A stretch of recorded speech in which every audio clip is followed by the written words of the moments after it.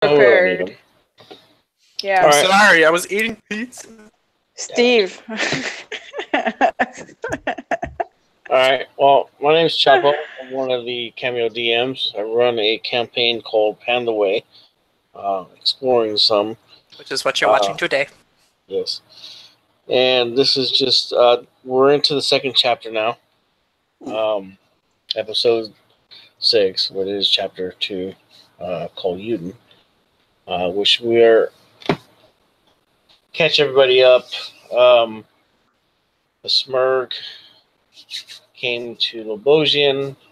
Orn took off to get him off of the trail or get him out of the city, sort of.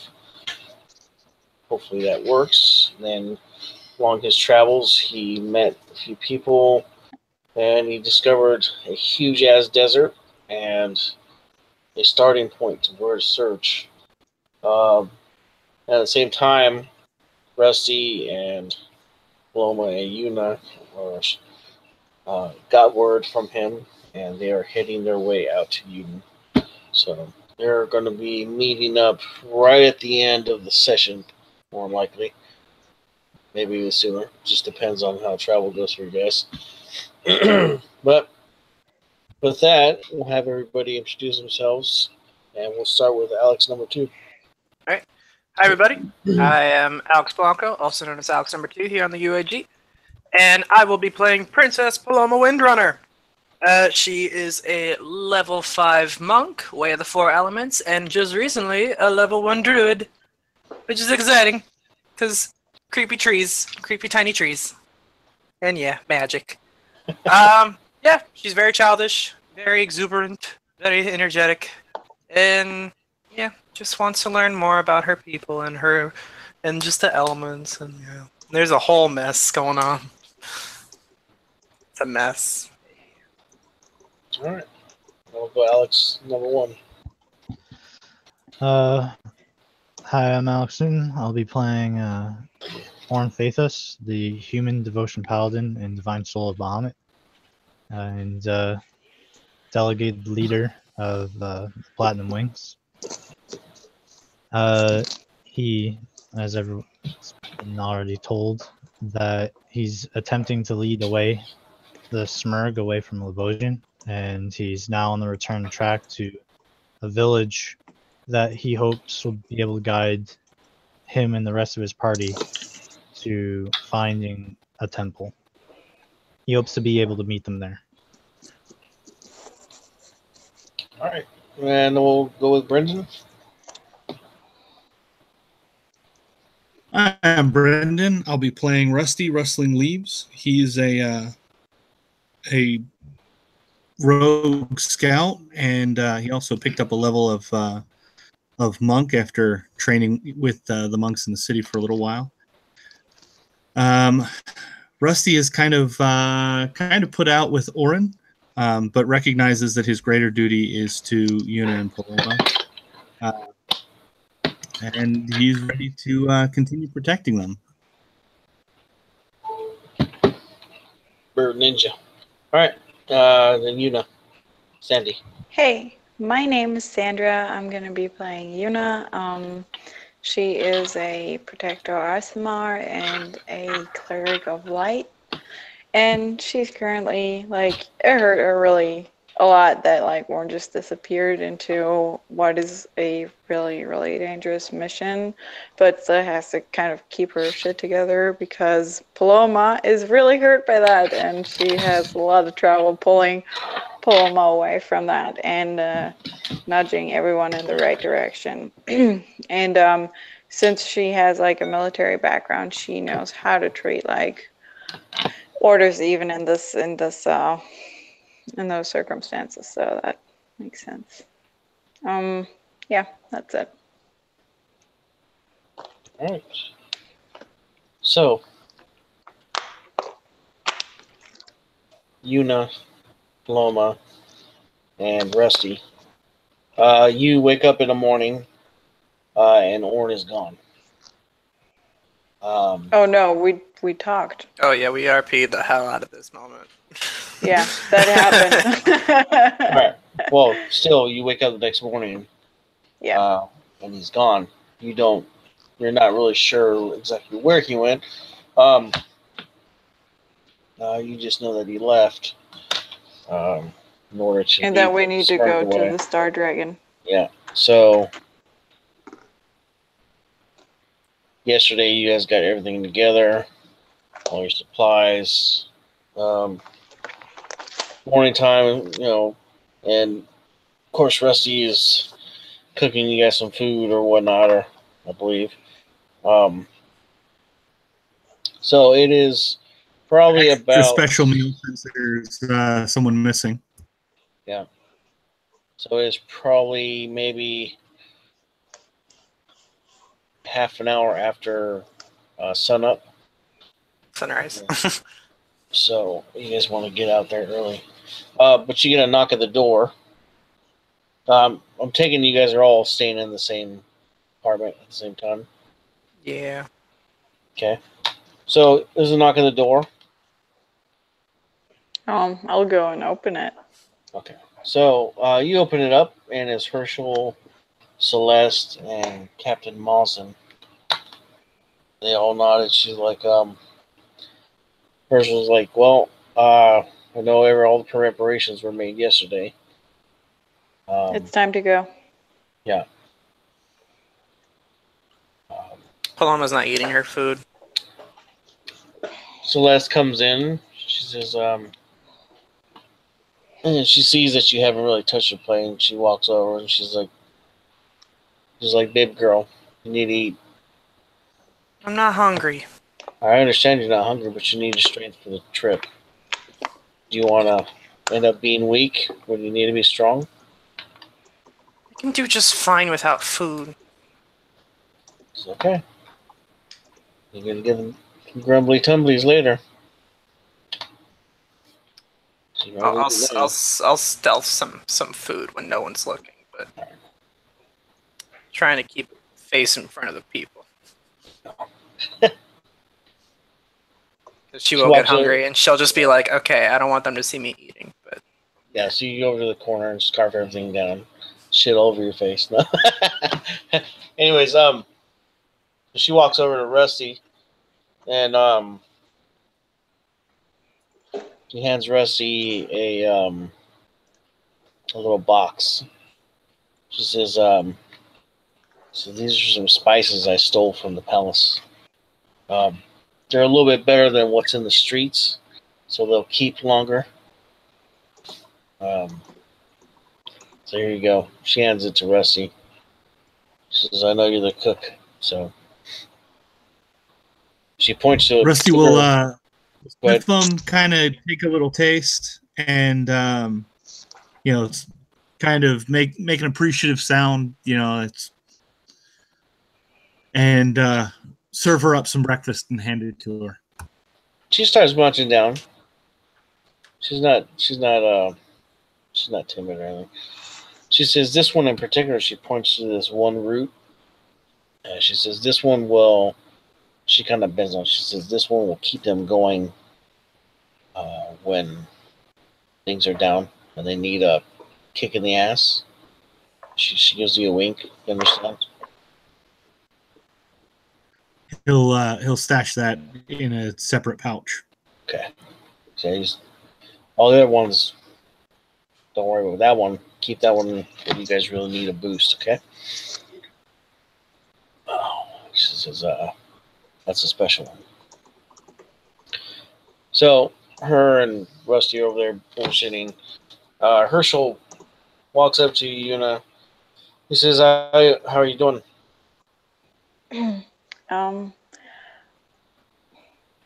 I think I'm as good as I can be at this moment. Yeah. Gotta be strong, He says, yeah. He says, can't be mad at him forever. He did it for a good reason. Yeah. How are you? I think I caught the mange from some chick. But the doc over at the temple will fix me up. Getting that. I didn't catch what you said, dude. Hitting that dirty dog. Yeah. He's like, yeah, that bitch howled. Anyways. By the way, just question. I believe we have some business to attend to. Yeah. Just a quick question. Has it been 2 days since I've used Patty Bill? I believe it's been enough time. Okay, cool. Just checking. Yeah, it's been a few days. He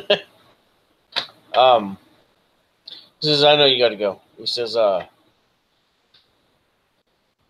you have any problems getting up there? He says, I've got an updated map for you. He hands you the map. He says he'll meet you here, like I said. We do have a we do have an embassy there. So if you need anything or problems in the city or anything, go to the embassy and ask for Miriam. Marion? Miriam. Miriam. I'll write it All right. down in the chat. Can you write it down in Discord chat because I can't read the Google Hangouts chat, please. I'll put it in the Pantheway one. Thank you. So once you get there, you should be able to catch up with her if you need any help, and she should be able to aid you in any way she can. She's already been informed. Courier has been sent out for like a day ago. So by the time you get there, you should have your connections there. Plus, our guy Ruff is with Orn, so. Very well, Herschel. Thank you very much for this information. I believe we should get going as soon as possible. Do you know if Orn took one of the horses that we purchased? I don't believe so. I think we provided him with a mount from the temple. All right, then we will take our horses and be on our way. Yep. Paloma is just going to stand up And say, I'm just going to say, I'm going to go to the temple and say goodbye to everyone. I'll meet you guys here. And we're going to go. 20 minutes. Okay. She'll bolt, realizing that the temple's at the edge of town. Yeah. Yeah. So, they've got, you go and jump on a horse. You're there within about 5 minutes or so. So. I'll mainly go up to Angelina and yeah, I'll just say goodbye to her. Just because we've been training for like the past 2 weeks, right? Yeah. Okay. She says, oh. She says, oh, sis. She says, well, we're always here. Don't forget that, okay? No, I think we'll come back. Just be careful with this whole creepy thing, the dude thing. I'll just whisper to her, the smirk thing. She's like, we know. Oh, okay, just checking. I don't know. She's like, yeah. Yeah, we've been having the city guard has been roaming around more often now. So, I don't know if that'll help any, but at least it helps us with peace of mind. Oh, and hey, I got better with like fire and earth thanks to you guys. All right. Yeah. Great. So, do you actually, outside of the game, do you actually have shit with fire and earth? Yes, I do. Now I do. Yeah. All right. Cool. I have produced flame and mold earth. Sweet. Okay. So, you say your goodbyes. Your sort of stepmom says bye to you and the rest of the family that's there. And they get a couple tears in the eye and they say bye. It's okay, I'll come back. They're like, you better. I will. You better kick your ass some more. Oh God, no, please, no. I'll tell Papa you say hi once I come back. Okay. So, Alright. you head back out, and you get back over there with about... Oh, wait. Oh, I totally forgot to ask something. Oh, I forgot. There are other genocide tribes, right? She says, yeah. Is there one in the desert that we can probably see, or do you guys know any of the locations of the other ones? He says, hold on. She runs inside into the library. Just because I totally She can forgot. You can hear her kind of loud and like, find it fast. I don't know. Yeah, I gotta go! She's like, hold on. She comes back out with TikTok, Paloma. I got TikTok. 20 minutes! I got 15 minutes! Let's go! Alright, so, I still gotta find one more person! she gives you the scroll. She says, this should tell you where you can find them. Oh, Go, thank you. go. Okay, alright, and I'm gonna go now to find Zach Nafine. I don't know where he is. I'm assuming he's in the palace. Actually, he is waiting for you at the house when you get there. Oh, hey. Look at that. Or he finds you. You guys meet halfway back to the apartments. She's panting. Oh, hi, I was just looking for you. Yeah, I'm leaving town. Yeah, with this whole... So soon? Yeah, this whole Smurg thing is not safe. Warren thinks it's best that we should go. I understand. He says, well,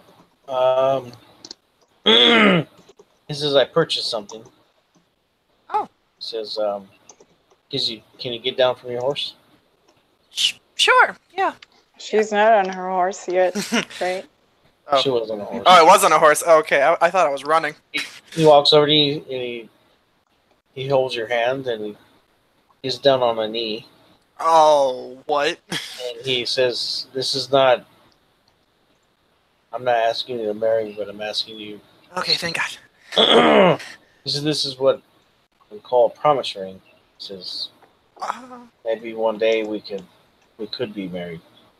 He says, but till then, you have my heart. He hands you this ring. He says, I have one too. He says, you can talk to me anytime you need to. Oh, it's like a sending thing? Yeah, basically. Oh, that's cool. He kind of hugs you close. He says, I'll miss you. Yeah, I'll miss you too. He goes in for a kiss once you punch him. I'll let it slide for now. Okay. So yeah, he's a really good kisser. He's got really soft lips. And, you know. Roll performance. So that's how that feels. That's weird. You get shaky knees, and then you're like pushing them away because you got to go. Yeah, I gotta go. I got like 7 minutes. TikTok. He says, all right. Hi. So he rides next to you, smiling really, really, really fucking big. Oh, you're still coming. Okay. He says, I'll see you off. I know I can't go with you. Okay. What are you gonna do? He says, well, finish my work here, and then I don't know from there. Kind of free. It's weird not having duties and having duties at the same time. Tell Jarlaxle I say hi. Oh, I will. Alright, I'll just keep writing. So, you get back, it's probably about 3 minutes to spare. Yuna, you see her and Zaknavine right up. And you notice there's a ring on her finger. He's smiling really big, and it's not what it looks like. He gets down and he helps her down off the horse. And she's like squirming kind of a little bit.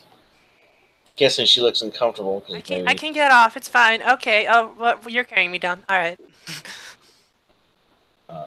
So, I guess if you have anything else in the house you need to pack, go grab it. You'll stay outside. I already shoved everything in Yuna's bag of holding. Okay. All right. So, you guys got everything you need, and I guess you're off. So everybody waves, and you guys get down the road.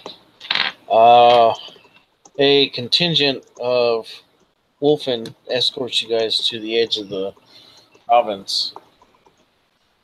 So they're like, just in case, we'll make sure. Yeah, Captain Mawson is with him. He says, if you wish, we can travel with you for another day, and then we have to turn back. He's looking at Yuna. Yes, that would be most helpful. All right, so you guys travel for another day. There's probably about I would have to say it's probably about a platoon size. So there's probably about 30 Wolfen. Very mixes from heavy troops to scouts to archers and a couple clerics and a pair of wizards that kind of stick to themselves and just they ain't fucking around. As we're going, can I talk to Yuna? Yeah. Yuna, can I talk to you about something? Yuna! Yes, what is it? Okay, so, yeah, I should talk about this. Yeah, that's the thing I should talk about. And I take off the ring. Yeah, okay, he didn't propose, but he said that he wants to later. And I don't know, I didn't want to say no, but I didn't want to say yes either, so I just took it. What's your question? What do I do? I mean, you seem to know what you were doing so far. Well, I mean, I've known him for like a day. Yeah, I do agree that is really early. I mean, he's nice and all, but I mean, I don't know him that well. Well, I don't know what to tell you. You kind of put yourself into this position. Well, I didn't think I did warn you. Well, I didn't expect the schmirk to happen. That was kind of a damper on everything. I mean, you could just put it in your pouch for now and think about it. I mean, we're going to be on the road for a long time now. And oh yeah, there's also another thing about this. He can talk to me through it. Surprise! Yeah, it's kind of like a spell that you can talk to people one to another. I don't know how far, but I mean, yeah. So I can technically talk to him. Well, then you will have plenty of time to figure out what to tell him. And you can actually tell him directly with this. Oh! Even better. Okay. Wow. Alright, well, I don't know. I'm just still kind of confused and all. I need, like, a couples counselor. Well, first of all, you need a couple for that. Well, I mean, it's really dodgy right now, but I think there's potential. Potential for a couple. Yeah, well, I mean, obviously, after, like, a few months or, like, a year or so. So, if you think that it's potential for a couple, you should probably hold back on the ring. Hold back, or, like, hold on to it, or which one? No, hold back. Just wait. Give yourself time. Okay. Yeah, I don't want to commit figure to out anything. where things go on this, I guess now, long-distance relationship. Oh, God, I heard from the mainland books that those are really complicated. You'll see. Oh no. Alright. Yeah. Just look at the ring a little bit, just play with it. You won't get any more unwanted advice from me. So, since you know where you're going, I wish you the best of luck. No, but Yuna, I want you to like be there for me and just like like tell me what's right and wrong and just be there, please. Don't be mean. Don't be mad. I'm sorry. I'm not mean and I'm not mad. You just need time to figure this out yourself. Sometimes you cannot just have everything ready on a silver platter right in front of you. Sometimes you have to experience things yourself, and this is clearly one of those things. I tried to protect you from this, but I came to the conclusion that you have to make your own experiences at this point, and they may hurt, they might be good, but you have to make them on your own, like you're a real grown-up woman that you want to be. I'm not a grown up yet. I mean, You sorta. sounded pretty much like a grown-up woman, or wanted to be one yesterday, if I remember correctly, or a few days ago. Well, that was yesterday. Today I don't wanna. Well, that's just how life is. I cannot tell you anymore. Just think about it, and maybe like he'll contact you, or you contact him, and you chat about it, and maybe things will sort out. Just with time passing by. Should I make the first move or should he? Um, I gotta that figure it depends. out. That depends. Do you have something that you want to talk to him about? No, I'm just really Or a confused at the question? point. How does Well, it then work? I don't really know. He didn't really tell me. Then I suggest first, maybe you sleep over it and we keep going. Like when we rest, you sleep over it and you work with all the emotions you have. And next day, tomorrow, we'll figure out how this works. And if you want to contact him, you can. How's that sound? Okay. Cool. Okay, so Stop. God, Brendan. okay, so with that, get down the road.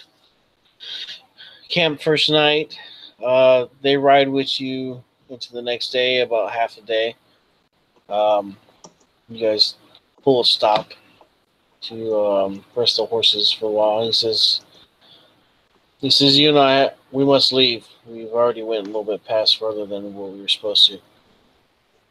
Agreed. Thank you very much for your company. It is greatly appreciated. He says, ride swift. You should arrive pretty soon. He says, Thank you very much. Be safe. bye, Princess. Bye, Rusty. Bye. What is this, by the way? This is Captain Mawson. Oh, bye, Mawson. Yeah, you guys really didn't talk to him too much, but That's fine. I knew his name. And the rest of the warriors, they all say bye and stuff. And the two clerics come over and they hand you guys a sack of healing potions and stuff. Oh, you blessings. It's about 6 of them. They're lesser healing potions, but since we don't need them, we'll get more when we get back. So 6 healing potions? Yeah. 2 each? I guess so, yeah. Okay. And after you guys rest the horses, y'all get back on the road, get on your way. Going to pull up the map here.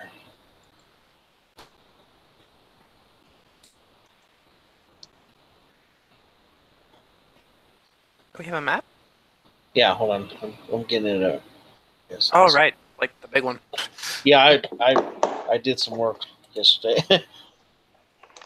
A lot of work making maps. So Totally yeah. forgot. I was thinking about like Kobe and stuff like that. I'm like, oh, that one? I'm like, but Lobosia's not even in there. yeah, I just got to get my damn computer to work the right fucking way. Oh, I should probably attune to the cloak. It's a smart idea. All right, so he left you right about here. Okay, at this spot.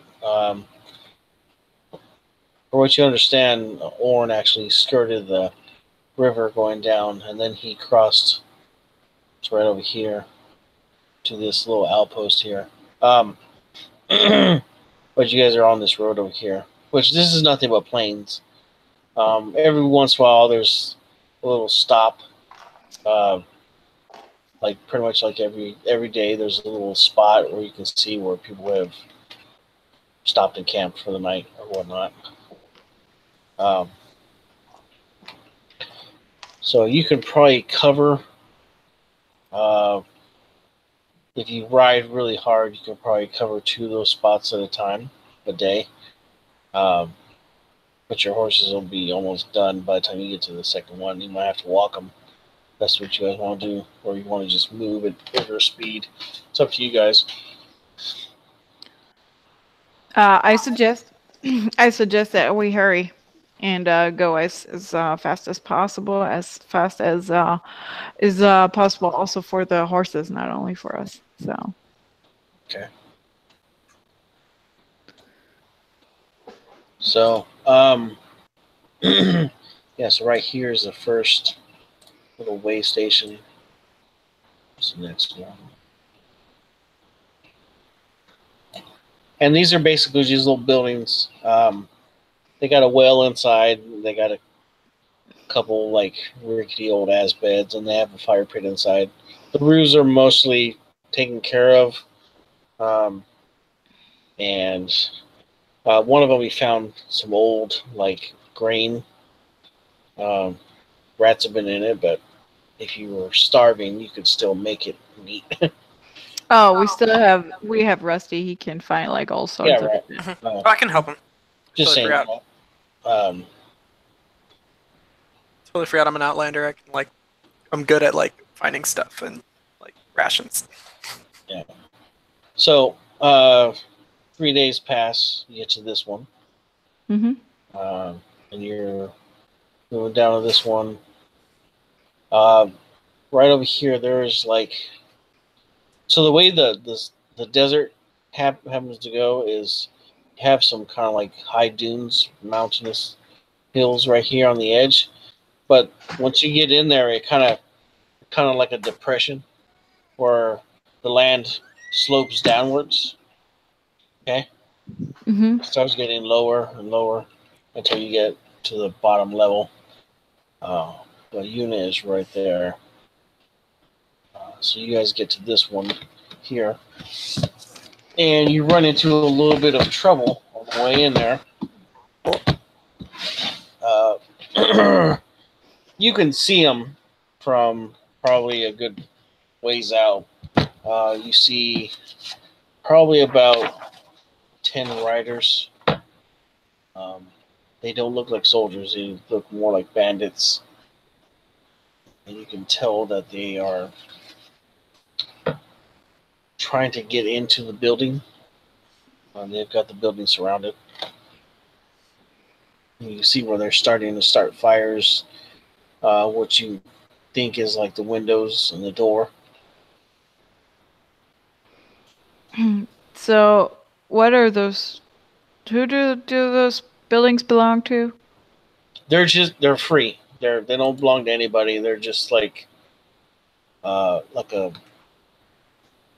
little way stations for just people. You know, like between Eutun and Lebosia and other towns, they've Rest places? Yeah, there's just like rest areas. You know, when you take the highway, little rest area. It's basically kind of like that, but it's a building with a roof over it, and it's got water inside, so that way, if you get caught in like bad weather and you happen to be right there, you can actually have some regular rest instead of trying to fight the weather. So just that we get that right. Paloma and I are on 2 different horses, right? I am on one horse, Paloma's on the other, and Rusty's flying, correct?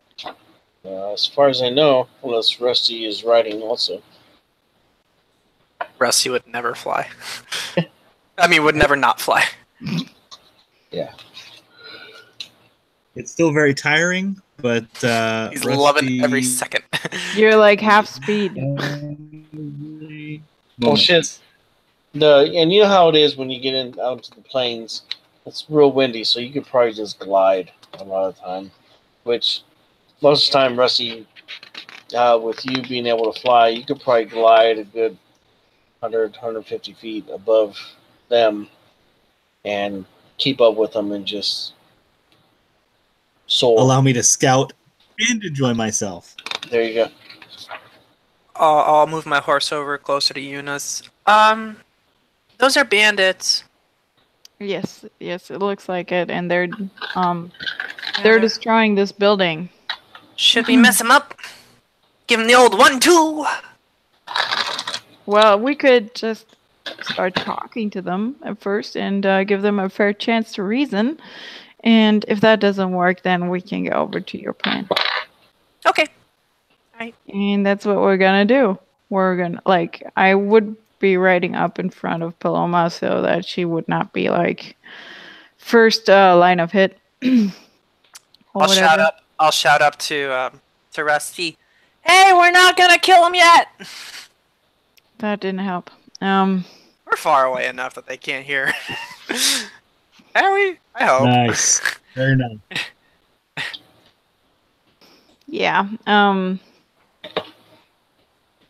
Well, I'll ride up to them, to one of them, probably in 30 feet distance, and I'm gonna say, "Hey, what do you think you're doing?" Be right behind her. There'd probably be well.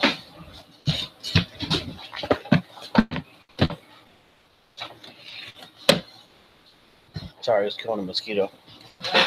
No problem. The Jew was trying to bite me.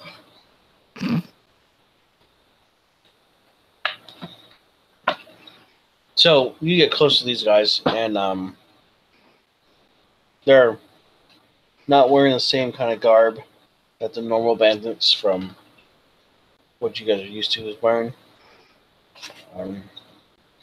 They're wearing armor with rings on it.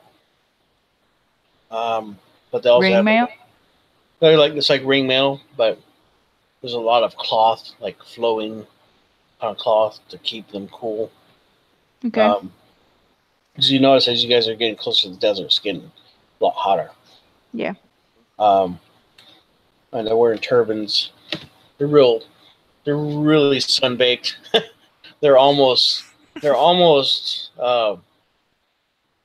black, but they're still tan.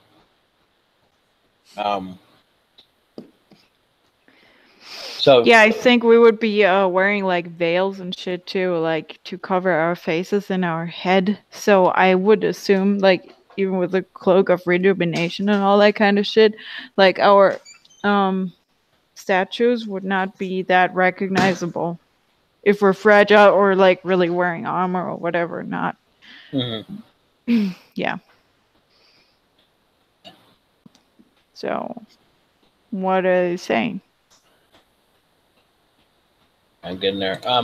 So they're like, "Oh, what have we here?" One of them House yells in on the back. fire. One of them yells on the back. Looks like we got some more beauties for the slave quarters. And one guy's like, "Well, I don't know." He's like, "Look at the size of that vulture up there." Damn, that's a big bird. Yeah. You're like, "Well, if it comes down, that would be some good food."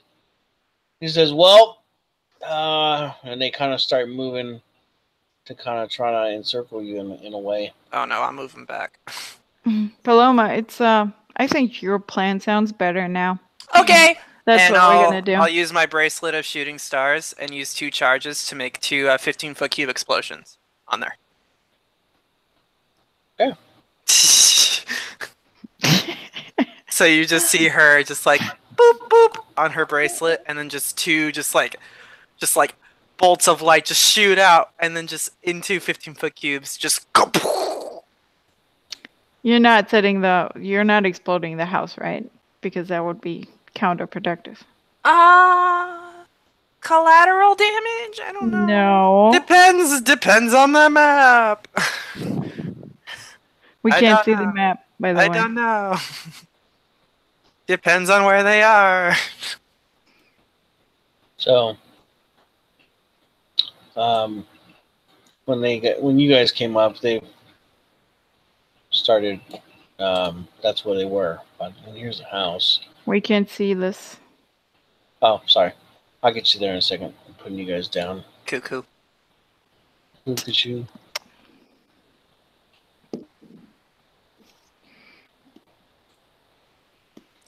Loving this bracelet, man. Gives me the AoE I needed.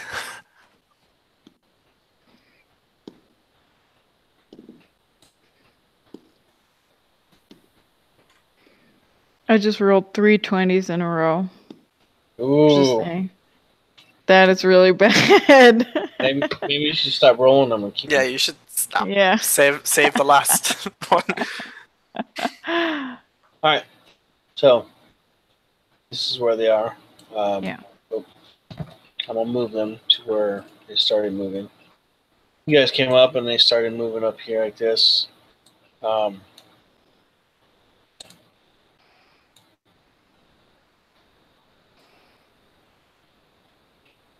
They kind of split up like that.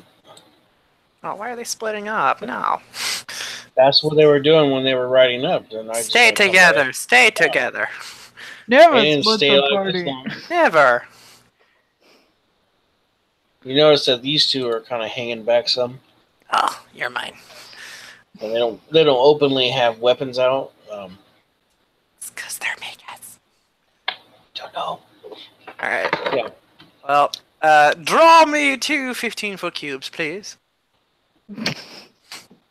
Good sir, because some shit's going to explode. I kind of heard Dana's there. Oh yes, haha! Sorry, I'm a male god. That's funny. Okay. Oh no, 15 foot, 15 foot.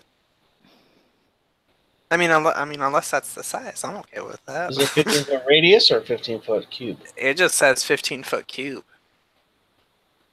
Yeah, originating from that point. Yeah. Now radius is usually for like circle. Guess you can get sort of them on the edge, I guess.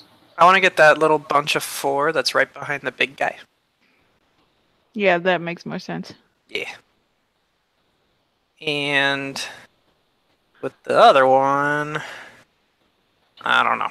Oh, so you want right here? Right behind the big guy. Just Get those four. 4. Yeah. So you didn't want these? I mean, I got 2 of them. So, Yeah. yeah, let's do those 2. So, Okay. yeah, that's good. So all of them got to make DC 15 dex saves. And I'll just roll the damage now.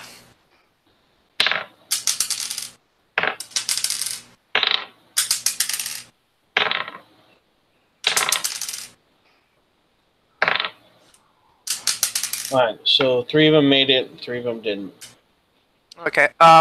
So Captain, they each take math. the captain didn't make it either. Okay. Well, ones that made it take 15 fire damage, Okay.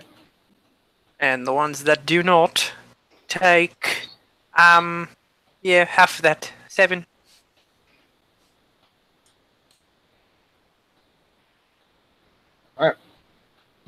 Yeah, so you explode this right here, and they 3 die. Oh shit. Oh, they're They're not not. tough. They're not tough. Okay. These 3 make it, and well, he takes some also. He's not dead though. No, No. he's not dead. Reroll initiative. Yep. Woo! Let's go. That sucks. You've got the surprise round. Well, You I got to had- blow some up. It's fine. That was really good, though. Oh, shit. All right. Yeah, if Rusty didn't roll good, that's not great. Oh, none of us did. Damn. Mm-mm. All right. Who got what? Rusty got an 11. I'm writing it down now. Give me a It second. looks like it's about to get pretty. All right. The mercenary captain got a 20. Yeah, okay. He got a. Where's that one? Got a Here 20. comes all the bandit. He got a 20s. 23. You got a 23. The bandit captain got a 23. The regular rest? bandits themselves, they got a 2. Okay. So the bandit captain goes first, and then the bandits go last. Love.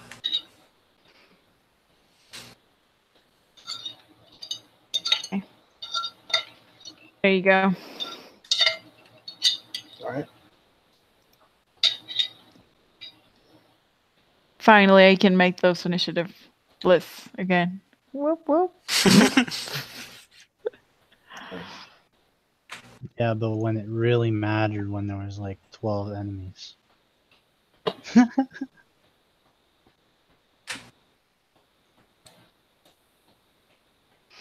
Felt so excluded without the Hangouts chat. That was horrible.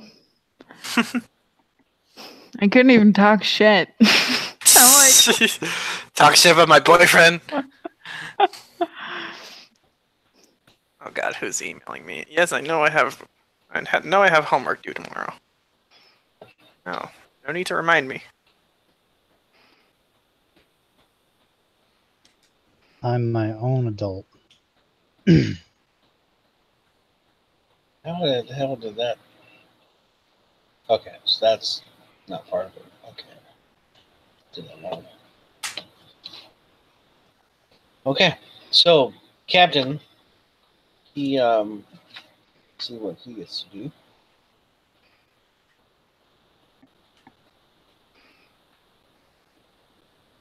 He's not that cool.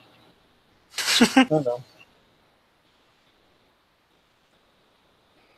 Well, he is going to move forward 30 feet to where Yuna is and is going to attack her. my AC is 17 right now because I didn't have time to take my shield out. Okay, so he pulls out a scimitar and a dagger. Scimitar, first one is it's gonna miss. Next one will hit with a 19. Yeah, that is. And he does 6 points of slashing damage. And then he's gonna attack with his dagger, which that misses. Alright. Okay. And it's going to be Paloma's turn. Yuna, should I get the big guy or the little guys? Since he's standing right here in front of us, I guess he can attack this douche. Okay. And I'll run And up ow, that hurts. next. I'll run up next to him. Then I'll fuck him up, as the kids say. Alright, let's just hit him with my quarterstaff. Ka-chow. Ooh, natural 19. So like 26 to hit. Yeah, that's gonna hit. Alright. Ka-chow! Woo! Rolled a 1, so 5 damage. That one. Alright, next one to hit is a 23. Yep. Alright, I'll dump a charge on this one. 7, so that's 11 bludgeoning and 8 lightning. Nice. And I will. Should I flurry? Let's just take this guy out. Yeah, let's flurry. 13 plus 7, so modified 20. A hit. All right. It deals. Okay, don't fall off the table. D6. 3 plus 4, 7 bludgeoning. And the last punch. I doubt that hits. 12 to hit. That's gonna miss. All right. And yeah, so she'll just like whack him twice on both sides, and then just roundhouse kick him in the face. Okay. When you roundhouse kick him in the face, he attacks you back. What? With a 23. Oh yeah. All right. If you roundhouse him, he spins and he stabs you with his scimitar. Ow! Right in the solar plexus there. Not my solar plexus. And he does 9 points of piercing damage. Or slashing damage, excuse me. Has a reaction. All right. Oh, Rusty? you can do that? Yeah. All right. Rusty is going to dive bomb him, stabbing him with the cooker? cooker, Okay. Yes. and then he's going to peck the shit out of him. All right. So first attack. Oh, it's gonna be one of these days, huh? Is a 2. Nope. Sorry, I'm just trying to pull my character sheet up. And then the pecking attack is gonna hit. It's 22. That'll hit. And for 7 damage. All right.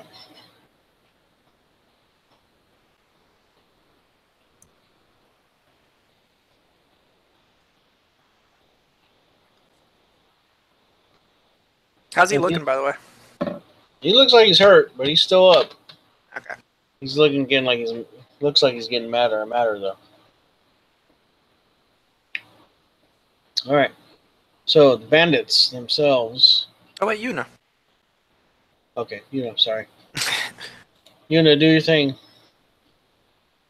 Are you flying past them, Rusty, or are you just kind of flying right in front? I would actually place myself on the other side of him, and I would stay there. So right here? Yeah. Okay.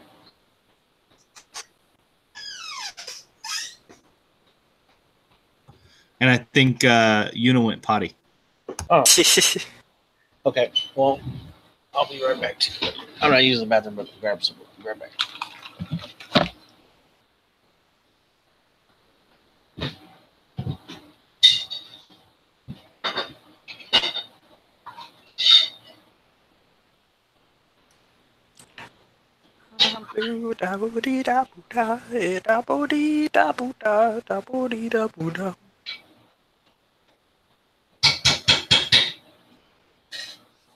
Hello. Hey. Are you waiting on me? I'm so sorry I couldn't It's hold cool. it anymore. It's cool, it's cool. Anyways, chapel 1, 2. For break. No.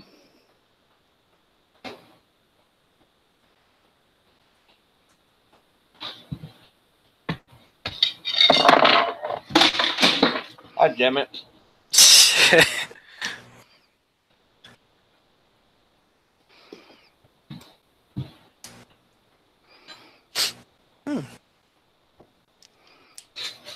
What you gonna do, girl? Fuck him up. I don't know. Is he here? Can I already No. talk? Okay. Just what you gonna do? What you planning? Taking out a shield is a bonus action, right?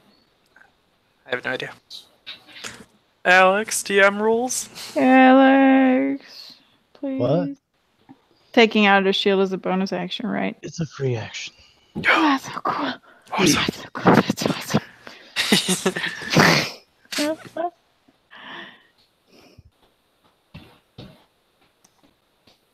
Shield is amazing. Gets you immunity to fire. All right. You in the back? Yep. All right. Sorry, I Your really had to do the thing. Oh, you did. As my free action, I will take my shield out. Okay. And as my bonus action, I will cast a 2nd level spell, Spiritual Weapon, All right. and have it appear like right next to the dude, and attack it with the same bonus action. And that would be a 12 to hit. That's gonna miss. Yeah, and I will, as my action, I will channel divinity and use Radiance of the Dawn, and will burn him in the fucking radiant light. So, Attack? huh? What do you attack him with? Spiritual weapon? Yeah, Okay. that's a Never mind. bonus action, right?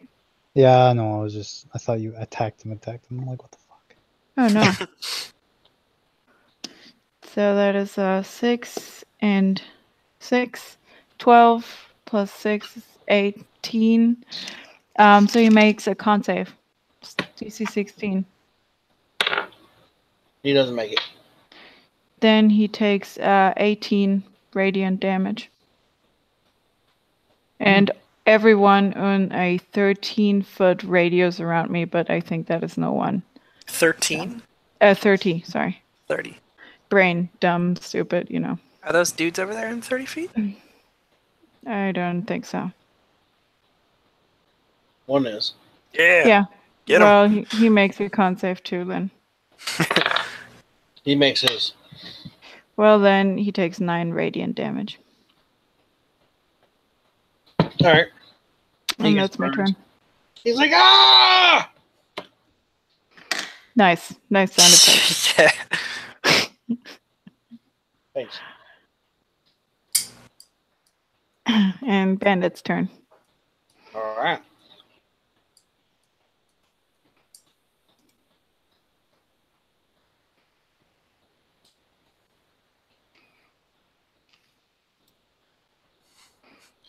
We're getting there, boss. We're coming. Go as fast as you, Dick. All right. Shouldn't have eaten breakfast so late. It's like, fuck. My stomach hurts.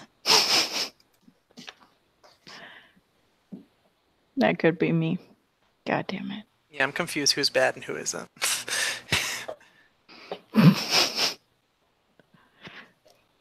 Moving him. I'm moving him.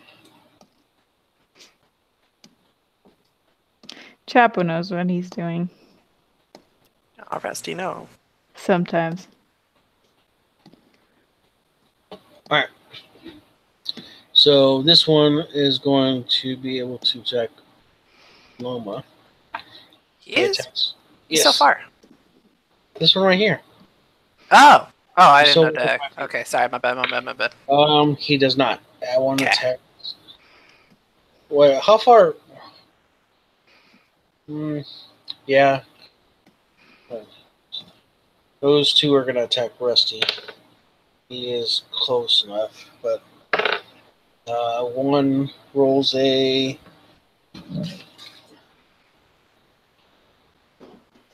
19 to hit Rusty. That Okay. All right.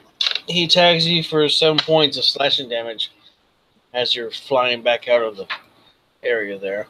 The rest of them don't get an attack. Oh, back up to the captain.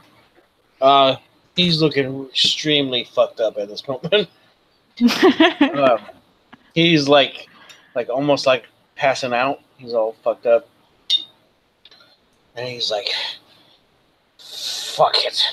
And he's like blood and shit and spittle fucking flying down his face. And he pulls out this fucking potion, this red potion, and he drinks it real quick. He's like, burn, bitch. And he fucking uses a fire breath potion on you, Paloma. Ooh, crap. On me? Yes. Okay. You kicked both of them. Well, you kicked his ass. He just. I'm gonna do something cool. I'm gonna do my new spell just like the monks taught me, and I'm gonna absorb elements. What? Yup. Freaky. Badass bitch, you. Tee Hee hee.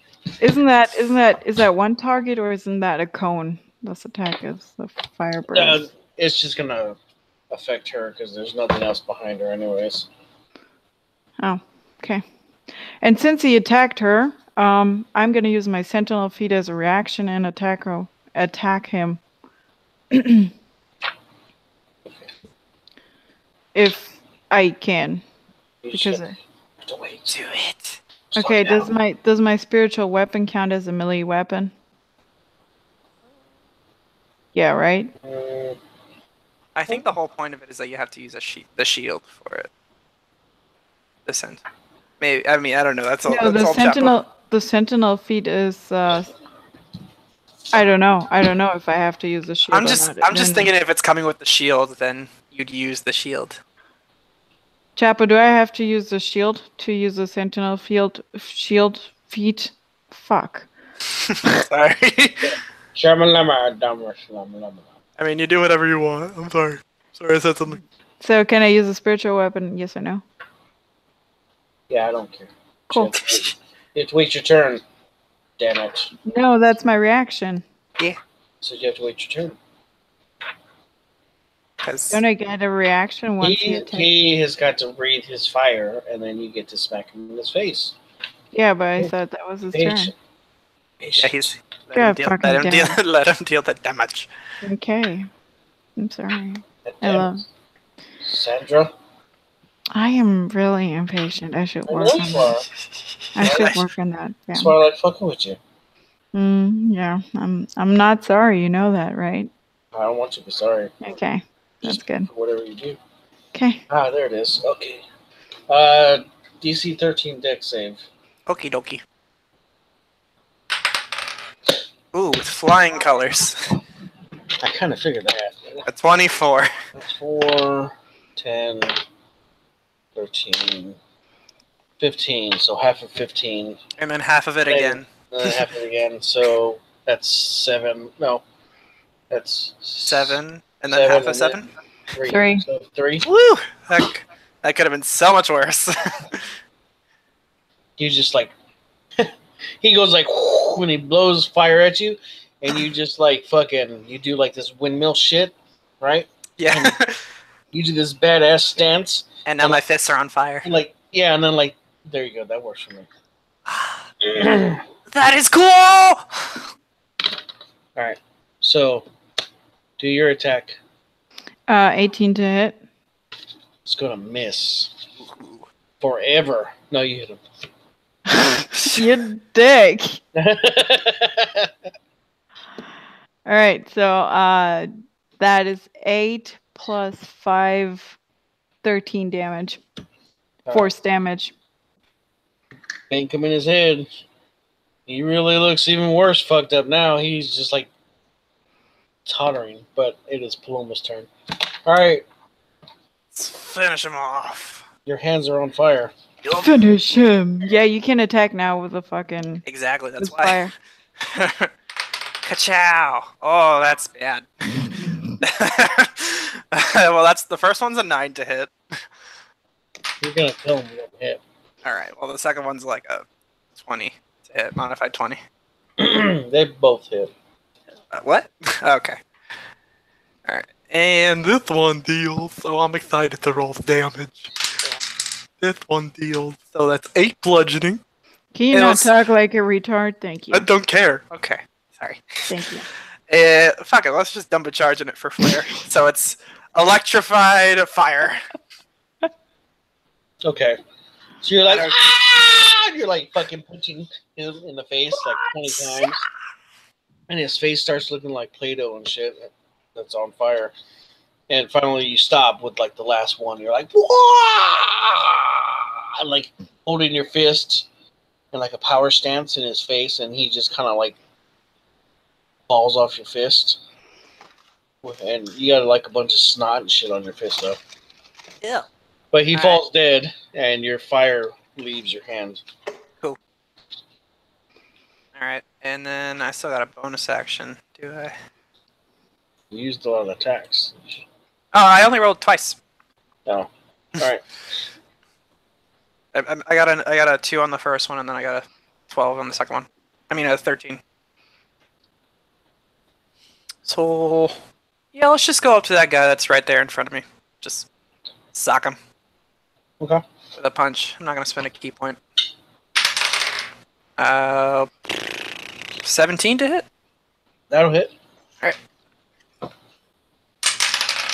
Oh, God. Can I stop rolling ones? Alright, that's only 5 bludgeoning. Okay.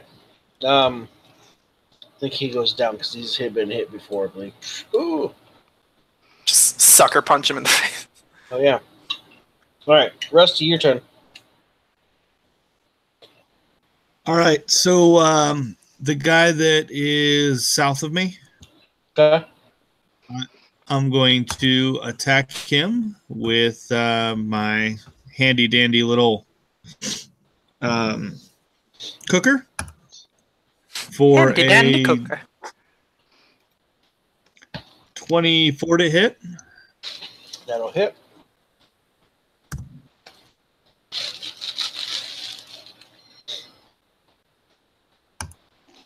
And that's going to be 20 damage. Yeah, he's done. Nice. And I'll bonus action attack the guy next to me. And that's going to be another 24 to hit. And this one is 7 damage. All right.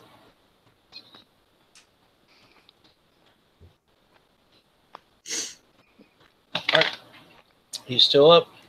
All right, your turn. Can you draw me a 30-foot sphere? You're gonna fireball these bitches?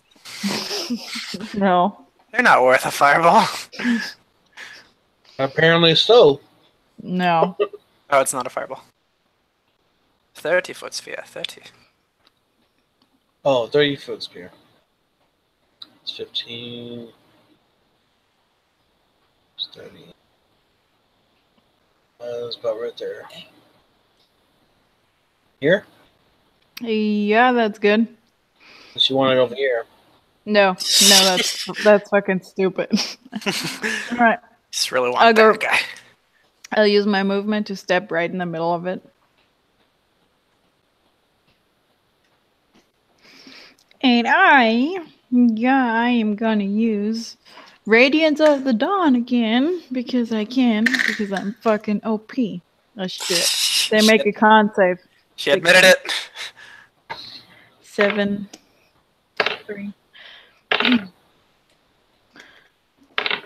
Alright. All of them except one make it. Okay, so that's the ones that make it take 8 radiant damage, and the one that didn't make it takes 16 radiant damage. Alright. And as my bonus action, since my spiritual weapon, like how far did I walk here? Like 20 feet. 20? I'll go. There's one right here still. You can have him attack that. Yeah, I'll do that. Alright. As my bonus action.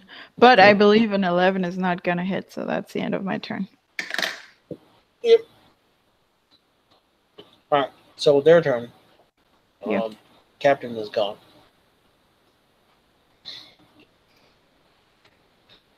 This one attacks Rusty. Oh. Sorry, but he hit on that 20. It happens. It's not like they're doing much damage anyways. It's 13 points of damage. Yeah. Rusty has no choice but to take it. You're a tank. You took fucking Wait, Red don't Dragon. you? Red Dragon kicking you. Remember that shit? You pecked him in the asshole. I do. That's Do you have a Right. Giddy Judge? Huh? Don't Not you? yet. Not yet? Oh. Wait, what level are you? But I 1. took a monk level for extra Oh, that's AC. right. That's right. All right, so 4 of them are Okay. going to be able to attack you, Yuna. Okay. Oh, gosh. Oh, roll the 1 on that one. This guy right here drops his sword.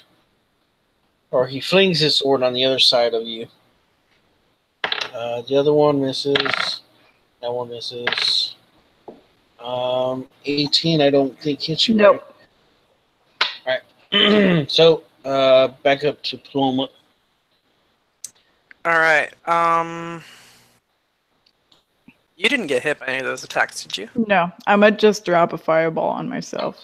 No, don't do that. What? I'm immune to fire. Oh, that's right. Well, I mean, Paloma doesn't know that. Yes, she does. Yes, she does. After last No, fight, she doesn't I know that you're said- gonna drop a fireball on top of yourself. Oh no, no. All right. So funny. So yeah, bonus action. Just because I like using spells now, I'm gonna look over to Rusty. Just gonna say, Rusty, no, you can't go down. I love your cooking so much. And I'm gonna healing word you. You get 4 hit points. Woohoo! Yay! I rolled a 1. Rusty looks so he looks much more invigorated now. Yay! And I'm out Okay. of slots. He grew back 3 feathers. I will use my action to run over to the ones around you now and fuck them up. Right here, good? Yep, that's fine. Ooh, that's good. Yeah, it's like 16 plus 7. That'll hit. All right. Has this guy been hurt yet? These They all two- have been hurt. These right here have. Okay. So yeah, I won't waste the charge on them. So Right? They should have been hurt from the radiance of. Oh, or did they? These dash? 3 right here were. These 3 right here moved in. Okay, sorry. okay. So he takes 9 bludgeoning. Okay. Chow. Pachow. He's still up? Yeah. Okay. Then one more He's time. fresh. Ooh, that's bad. That's a 10. Yeah, it's gonna miss. All right, whiff. And oh, I already used my bonus action. Okay, yeah, that's my turn. Rusty.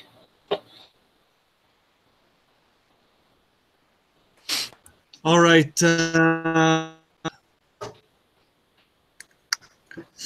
The one to my right, Yeah. does he look pretty injured? Yeah, he's pretty good. He's hurt. So I think I'm going to bonus action peck him first. Okay. Are you using your monk action? And for that's that? going to be... Yeah, the monk martial arts. Yeah, you can't. It's same rules for dual wielding. What do you mean? You got to make a weapon attack with your action first, and then you can use your bonus action. Oh, okay. That's like how it works. I like how Alex doesn't say shit like for the past 30 minutes. He's like, It's like actually, to be Sorry. correct. but rules actually. I'm like a fucking continent away. Leave me alone. According to the player's handbook here. Sorry. No, it's fine. I would rather he do that. Me too. So screw it. I'll take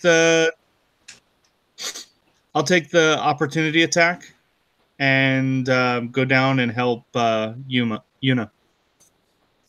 Okay. So about where your arrow is. Right here. Down a little bit. One of these over here. To the right. Right. There we go. All right. I'll move Right in there someplace. Thank you. God damn it, no fireball. Oh, you don't know you're gonna blow yourself up. I mean, So, we're already in the perfect circle. Too bad. So the one to my left, I'll attack him first Okay. with the cooker, All right. and that's going to be a natural 20. Yes, Nice. Rusty. He is dead. It just I said just want to roll it. No, that's fine. I just wanna it's roll. max. No, it's max damage. Oh, that's right, max damage. So yeah, that'll be 60 damage. What? 65 60? damage. Oh, sneak 65 attack. damage. Sneak attack, 2d6 fire damage plus 1d6 weapon damage. Jesus, Rusty. Damn. That is why Orn gives Rusty nice weapons. Who's DPS? Shit. Shit. Fuck. And then I will peck the guy to my south. All right. Peck him. And that's going to be a 21 to hit That will hit. for 6 damage. All right. He goes down. He is one of the originals that took The her explosion. angel The bomb. Dawn of the Radiance. I like Angel angel bomb. Radiance of the Dawn. It's an I angel like bomb. angel bomb. Yeah. You got angel bombed, bitch. Burr, burr, burr, burr. That's Rusty's action. All right. Your What? turn. Luna. My turn. All right. So I am going to Angel bomb. Sorry. angel bomb again. No. I am Angel going bombs out. to spiritual weapon, attack this dude on top, try to hit him with my spiritual weapon. Yes. Yep. And that is a 26 to hit. That will hit. Jesus. And he's gonna take, I believe it. What was it? Yep. It's a D8 plus whatever. So 6 plus 5 is 11, plus 2, 13 force damage.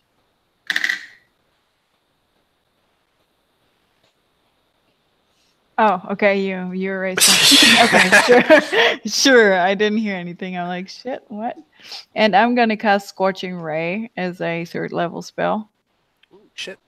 And I'm gonna shoot one of the rays to the dude the furthest away from me. Yes. And that would be a 23 to hit. It'll miss. No, you're fucking with me. It will not miss. No. No fucking way. So he takes 3d6 fire damage. I love DM's like, it'll miss. No. No. Patchoum. So he takes 12 fire damage Ouch, man. from the Scorching Ray. Okay. And I believe the other... Is he still standing?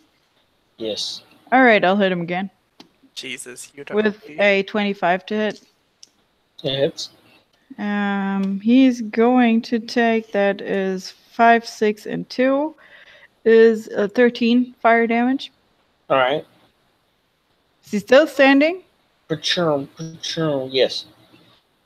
Okay. He's eating the 3rd one too, this fucking bitch. That's another 25 to hit, so. 5, Hits. 2, and 5. 12 fire damage. All right. This guy had more health than the fucking captain. What the fuck? Who is this dude? Okay. If he was resistant, just saying he would have taken full damage because of my fire elemental adept. And that's my turn. Okay. Vanna's turn. So these 3 start attacking. This one right here, he screams at the top of his lungs, goes, "Ah!" like that, real loud. And the rest of those 3 go, "Ah!" and they get. What is he, an inspiring leader now? You just don't know. Okay. The cleric. All right, 19 to hit, Paloma. Oh yeah. Hits you for 7 points of damage. Okie dokie. What damage is it? It's slashing. Oh, there. Oh, the guy's in front of me. Yeah, the scimitar. I thought it was this guy. This guy right here slashes you also. Okie dokie. With a 24. Oh yeah. And he does another 7 points of damage. And this guy right here attacks Yuna. With a 22. Yeah, that hits. And he does 9 points of damage. And he moves up here. Right. Actually. He's going to move right He's trying to figure out which way things go. Yeah, he's gonna move right here, and he's gonna attack Rusty. He rolls a dirty 20. That hits. All right. You see his sword is a long sword, and when he's moving up towards you, Rusty, you see like ice start forming on the blade, sort of. All right, and you take 6 points of slashing damage and 5 points of ice damage. Is Rusty within 5 feet of me? Yes. Then I would like to take my reaction and to hit him with my shield. Okay. With my sentinel feat. Okay. Nice. I love this feat. This is awesome. So 16 plus 7 is 23 to hit. Okay. He parries it. Okay. That's That's just his my reaction. reaction. Okay. Cool. All right. So it's back up to Paloma. All right, let's just finish off these little dudes. All right. Oh my gosh. My math. 19. That'll hit. Okay. Oh god, I dropped that D8. Oh well, it's a 4. So, 8 bludgeoning. Yeah, that'll hit him, and he goes down. All right, and the next guy I will hit with a math 18. That'll hit. All right, I'll use a charge on this one. All right. Oh, come on, man. 6 bludgeoning and 4 lightning. All right, he goes down. Woo. Let's run up to the guy over at Rusty. This one? Sure, yeah. Let's just run up right there. Why not? Is you going on this side? Yeah, no. Where you put me is fine. That's cool. All right. Actually, let's be careful. Also, can I take a free action to drink a potion? Sure. Cool. Glug glug glug. Cause looking a little shabby. All right, there we go. That's good. So 9 hit points back, and I'll use a key point to dodge, and that's my turn. Okay. Rusty. That dude looks like he's holding my sword. I'm going to have to take it from him. Okay. Do it. That's going to be a 26 to hit. That'll hit. 17 damage. Okay.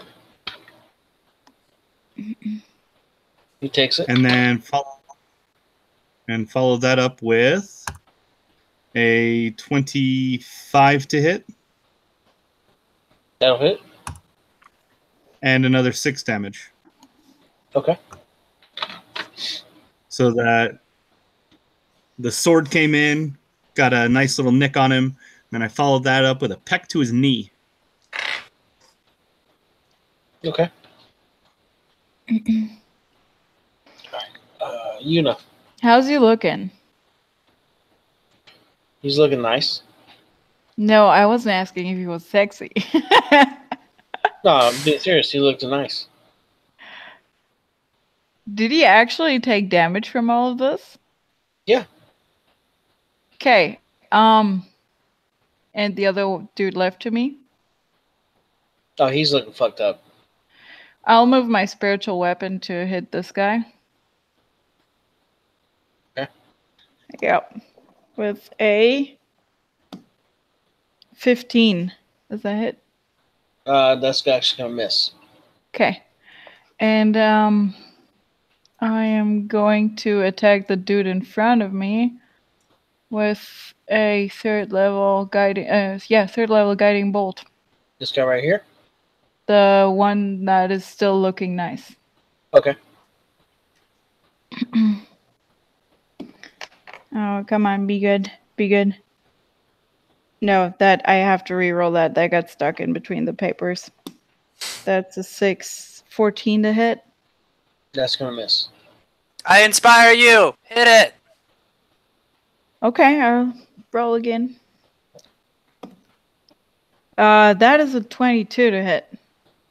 That'll hit. Nice, thank you. No problem. Okay, so Guiding Bolt is what? That's a first level spell, so that is 4d6. So that's 66. Yep. Let's do this. No, my cleric spells. Sorta, kinda. Not really. So. Oh shit, that is 3 5s, a 6, and 2 3s. So 15, 21 plus 6 is 27 radiant damage, and the next attack has advantage on him. Okay. And that's my turn. Awesome. Welcome up, Rusty. Oh wait, that's me. I'm next. Oh shit. All right. All those dice. So you didn't tag this guy at all, right? All right. So the peon, he's gonna attack. He's gonna attack Yuna. Warding flare. Okay. The dude that's looking nice, right? Attack me. No. The other dude. Sorry. Yeah. Then I'm not gonna. I'll take it. Go ahead. Sorry. Okay. It was an 18. Doesn't hit. My AC is 19. All right, so he missed. So good-looking guy. Let's see. What's he gonna do?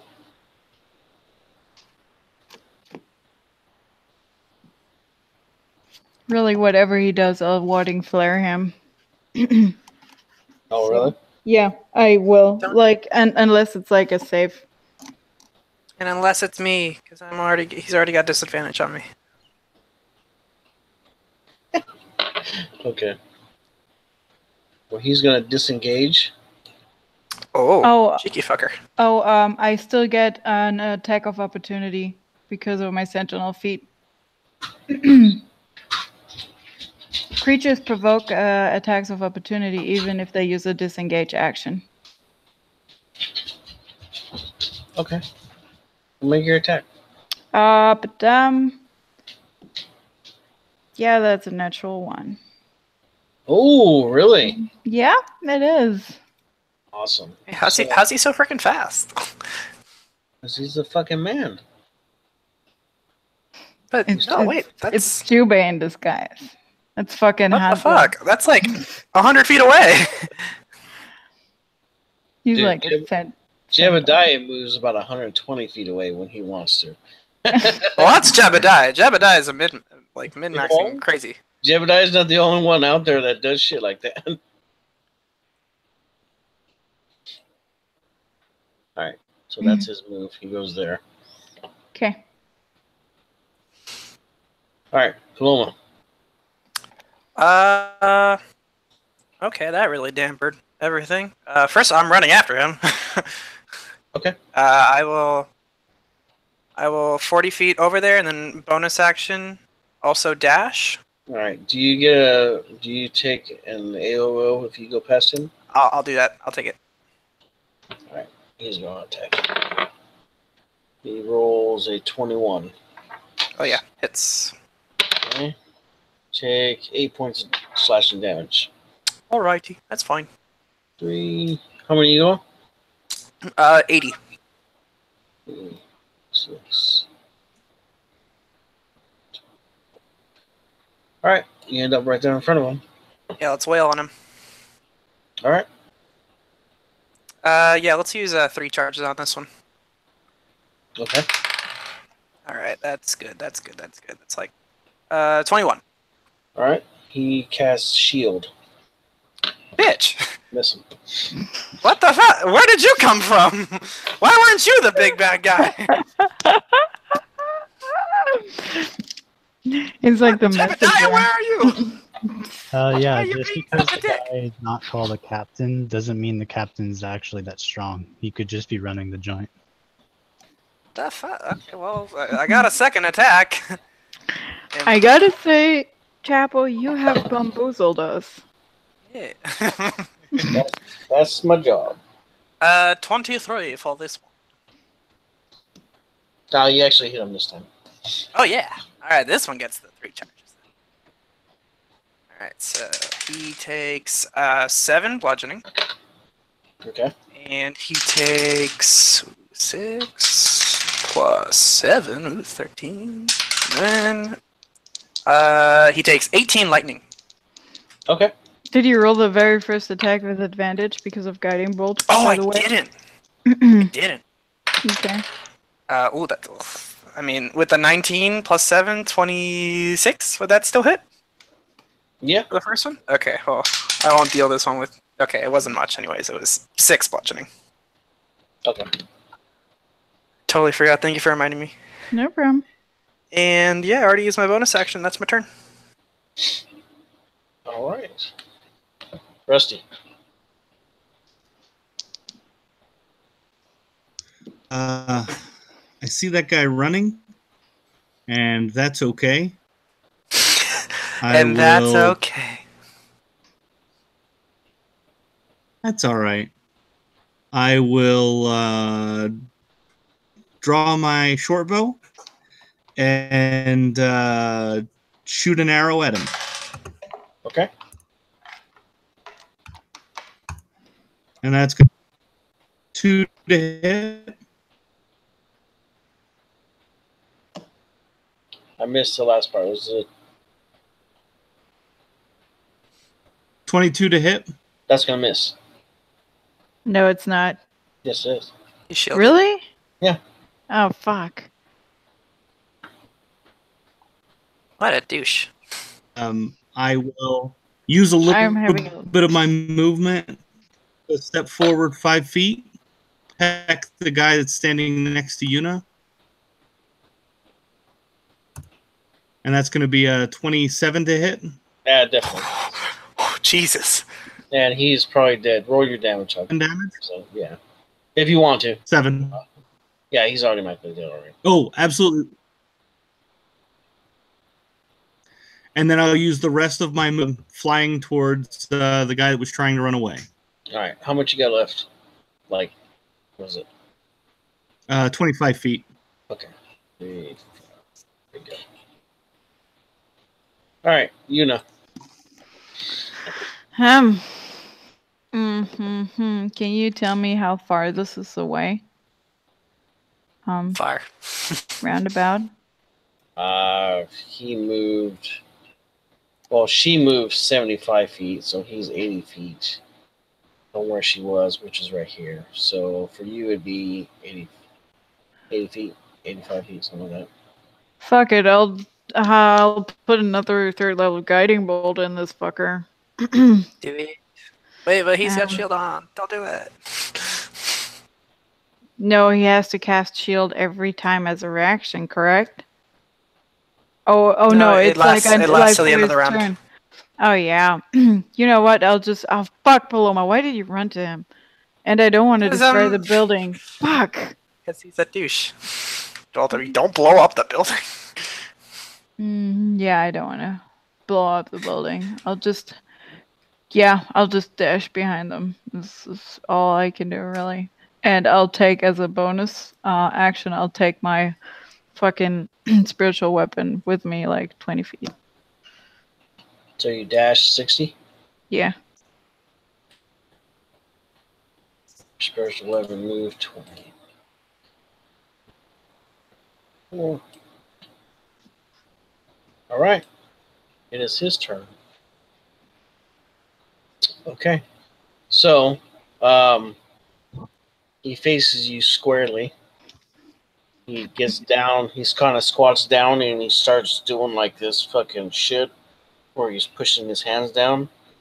What? And he raises his hands and he hits the ground, and this wave of rock rolls towards both of you. Mm-hmm. Ah. Make a dexterity save. It's got to be at least a 17. Oh. 19. All right, 21. you take half. 21. All right, How's he looking, by the way? like a champ. Really?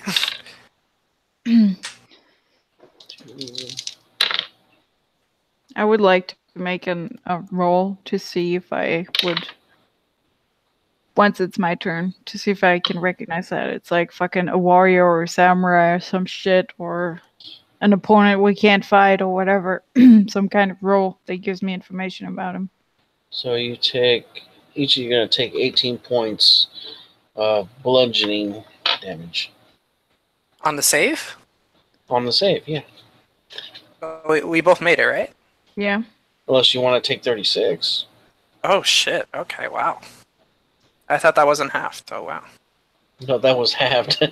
Shit. And Yeah, it's and time he to rolled fuck off. shitty. Yeah, that's time to fuck off. Like, that's the one. We cannot fight, I think. I don't know, he's still looking good, so. He's smiling at you guys too. He's like, we can do this all day. Yeah, no, Paloma, let's go. Let him run. Then he smacks his hands together again, and he starts rubbing them, and he starts levitating off the ground about six inches. And his turn, he is going to turn blurry, and he disappears. He ends I'm up so confused! over here. Oh, Okay, bye. All right, your turn, Paloma. Don't run after him. Don't. This is a moment where I teach you something. Do not run after him. how far is he? Don't. 10, 15, 30, 45, 60 feet away. Hold on, look up something. Oh, okay. You coming? Okay, Don't. You don't have to chase after every man.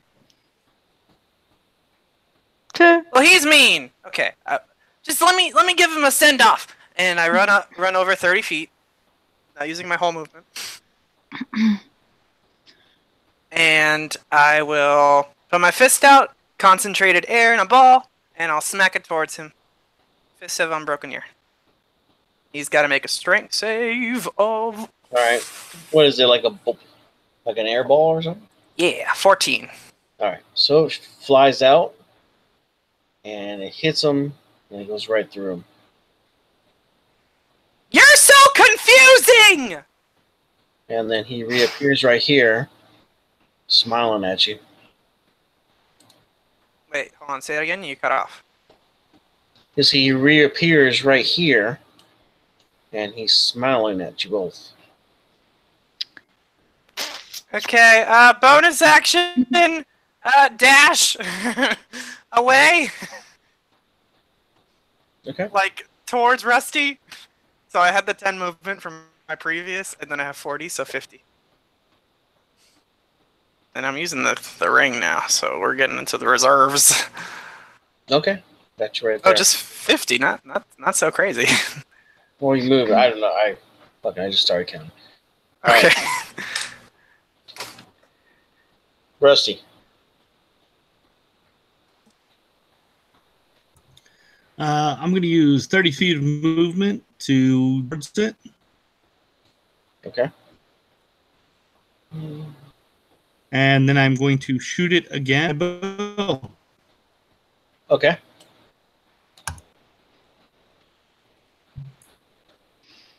And it's going to be a 13 to hit. That is going to miss. That's fine. All right. Yuna? I'm gonna try to talk to him, and I'm gonna say, who or what are you? He says, I've lived in these sands for thousands of years. So if So you really want to go this route, I could do this all day. no, I believe this is not the way to go. The only reason why we fought was to get rid of those bandits who destroyed this outhouse for travelers. True. Are you But part did of you these even find bandits? out why they were going after what was in there? You just assumed, and you killed a bunch of men. Because they were slaveholders. That's what you think.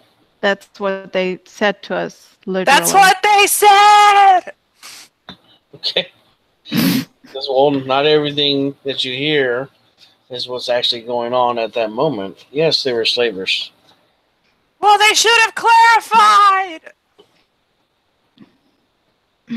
So, are you the spirit protecting whatever is in this house? Do I understand that correctly? He's like, no. Well, Do you want to see my true form? Nah, I don't know. I'm okay. He says, I'll show you, but you may not like it. I don't wanna. Can we agree on a ceasefire here and just end this combat, because obviously we will never be able to defeat you. I agree. So I'm so confused! Should I keep running? no, right now I think we're just talking. We're not attacking each other anymore, I think. He says, I tire of this. What? He says, I tire of this shell anyways. So he starts growing and he turns into this, I think he's like 40 feet tall. Shit, back the fuck up. I want to back the fuck up. Yeah. And he looks, he's got bluish skin. He's wearing like a shoulder, like piece of shoulder armor. And yeah, he has this maul that is about 15 feet long. That's half my movement. He is classified as a huge creature. What kind of creature is it though? Is it like a golem? Is it like a freaking... You want to roll like Arcana? If I get the opportunity, then I will, yes. That's why I'm asking you. Yes, then here goes the die, and I have a 4, so I have no fucking idea. I'll do one from way back here. 4 and 6. Yay. 5! God damn it, 4, 5, and 6. He sees you guys like trying. He's like, look. He says, my kind are called Titans. Oh shit. I'm sorry, that is very impressive. Yeah, I'll move over next to Yuna. And He says, Hey, Yuna, can you heal me? he's like, you should be lucky that I'm not one of my evil cousins. Well, why were you with evil bandits? I wasn't with them. Paloma, And why did you what's attack your us? language? What's your language? This is a Titan we're talking. No, but to. I'm just asking questions. Yes, but you can do that a little bit more respectfully. He says, you attacked me first. Well, I didn't hit you. Doesn't matter. Well, then why were you even here in the first place? That's my own business, young one. Well, then why not just, like, clobber all of us and just be done with it? Because that's not what my intention was. Princess Paloma. He knows? Paloma, he's a Titan. I don't know what that means. Well, let me roll if I know what that means. I would assume so. What does that go on? Like fucking nature or history? I just tell you. Titans are celestial children of the gods of the upper planes. Well, They are. Okay, well, I'll just say that their challenge rating is a 23. what the fuck? What the fuck? Chapo, what the fuck? Throws hands up in the air, just like, yep. Well, The fucking Titan. What? new experience for you. Yeah, so, we'll tell Paloma this really, really quietly and nudge her again to show her to be respectful. He says, you can leave. Thank you. And again, we're sorry for intruding you and your business. Say, that wasn't my business over there. Then why intervene is the only thing I'm asking. You attacked me. You think But I'm we didn't gonna even sit know you there? were... We thought you were a bandit, and so we just assumed. Didn't you notice when you kept hitting me that nothing was happening? Well, I just thought you were tough. No, there's some guys like that. Because I'll give you some good advice, young one. In this desert, you're going to find a lot powerful beings that are extremely old. Make sure that you take your time. Understood. Well, what's your name? Irene. Well, can you type that out in chat? He says, no, I can't. He Hey, says, Jubei, can you type that out in chat? Because I'm not a main character.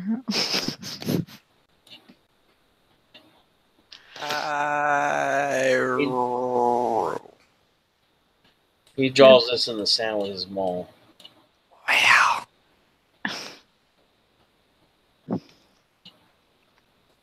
Pyrian. Rusty's still looking for that sword. Yeah, that sword. It's gone. Oh, that was just an illusion?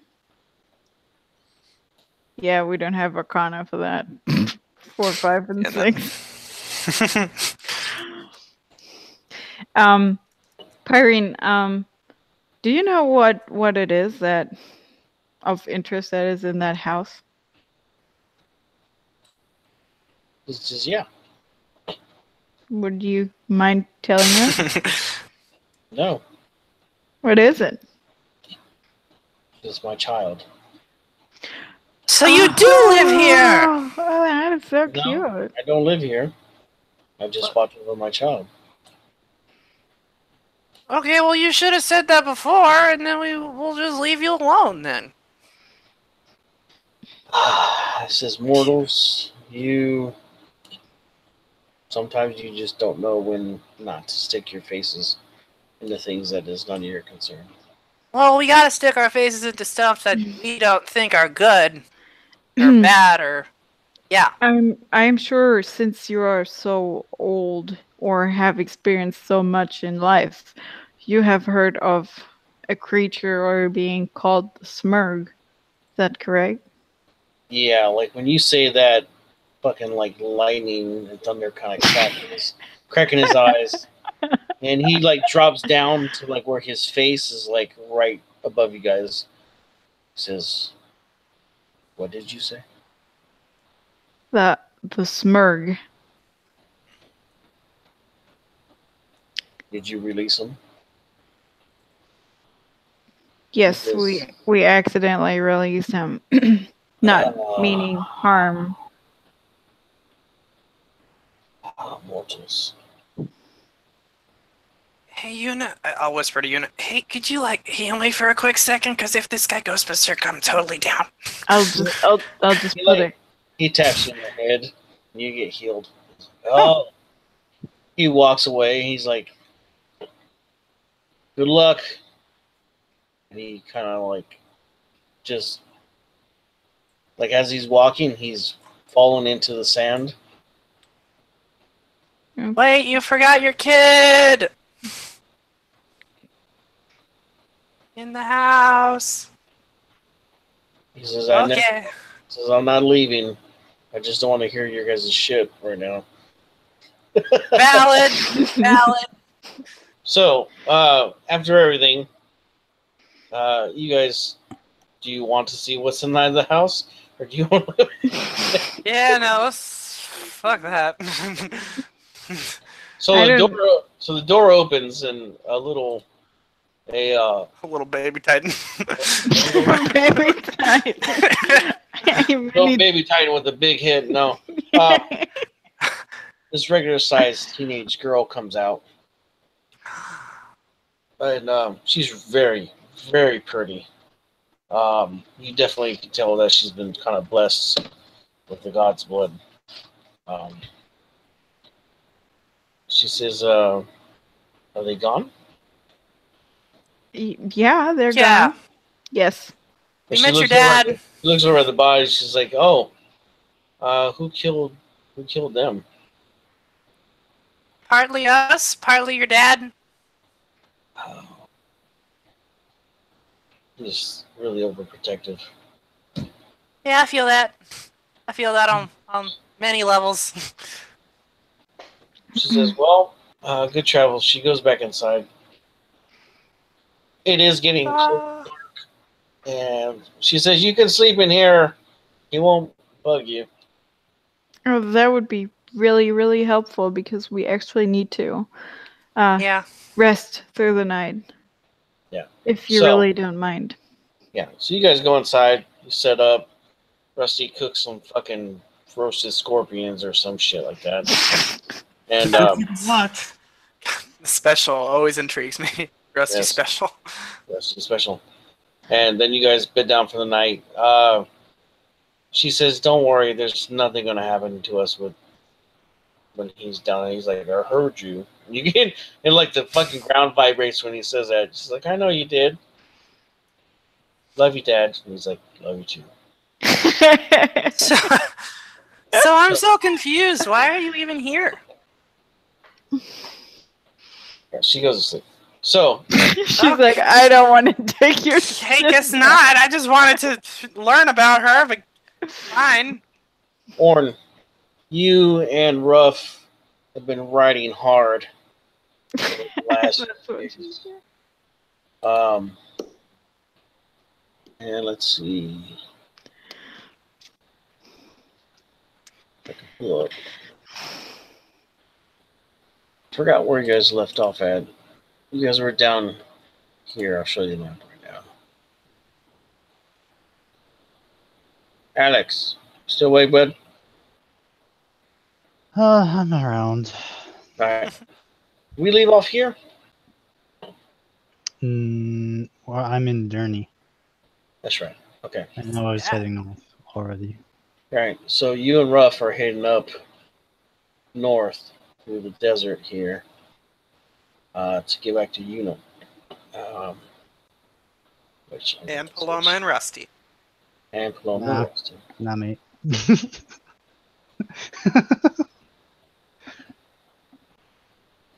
Sure. What the fuck? Now.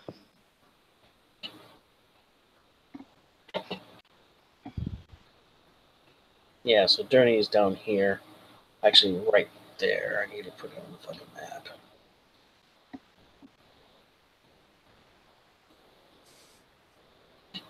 Anyways, there's Durney. So you and Ruff are heading up this way. So that way you can meet up here. You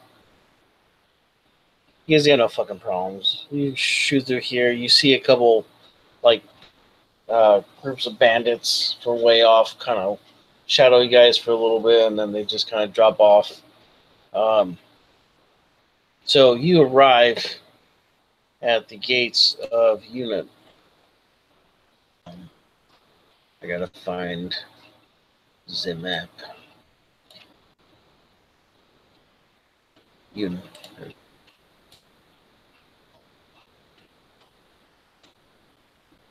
Wait, I'll fix it later. Ooh. Can you guys see it? We saw it. for like a second. Yeah, I can't see it either. It's a fucking piece of shit. There we go. Oh, Oh, there. That's gone. That's alright. I'll get it back up in a second. Damn chewy map here.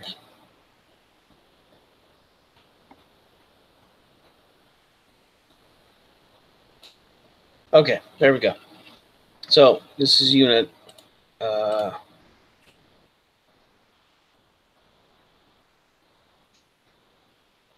So you guys are coming in through this gate right here. Okay. So you get in town. Obviously, everything is labeled here. There's inns and shit.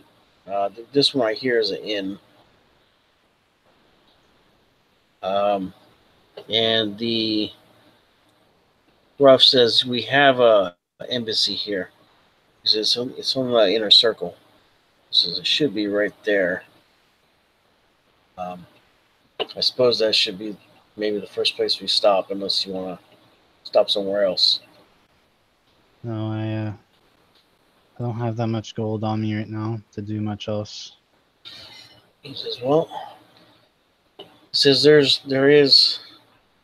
will be lodging and food here if you want to go to the embassy. Will they know to come here as well? They come from the temple? Yeah. Herschel and them probably would have told that there was an embassy here, and that would probably be a place to find out about us. Yeah, we'll go there, and we've been journeying for a really long time, so Yeah. an actual bed and a bath and polish the armor wouldn't be so bad. Yeah. He says my balls are aching. From all the running, yeah. Yeah. He says my poor feet too. That's funny. I'm so sorry. Yeah. He's like, well, it is what it is. Mm. Anyways, so you guys come through. Guards kind of look at you guys a little funny because you're really like the most opposite of pairs.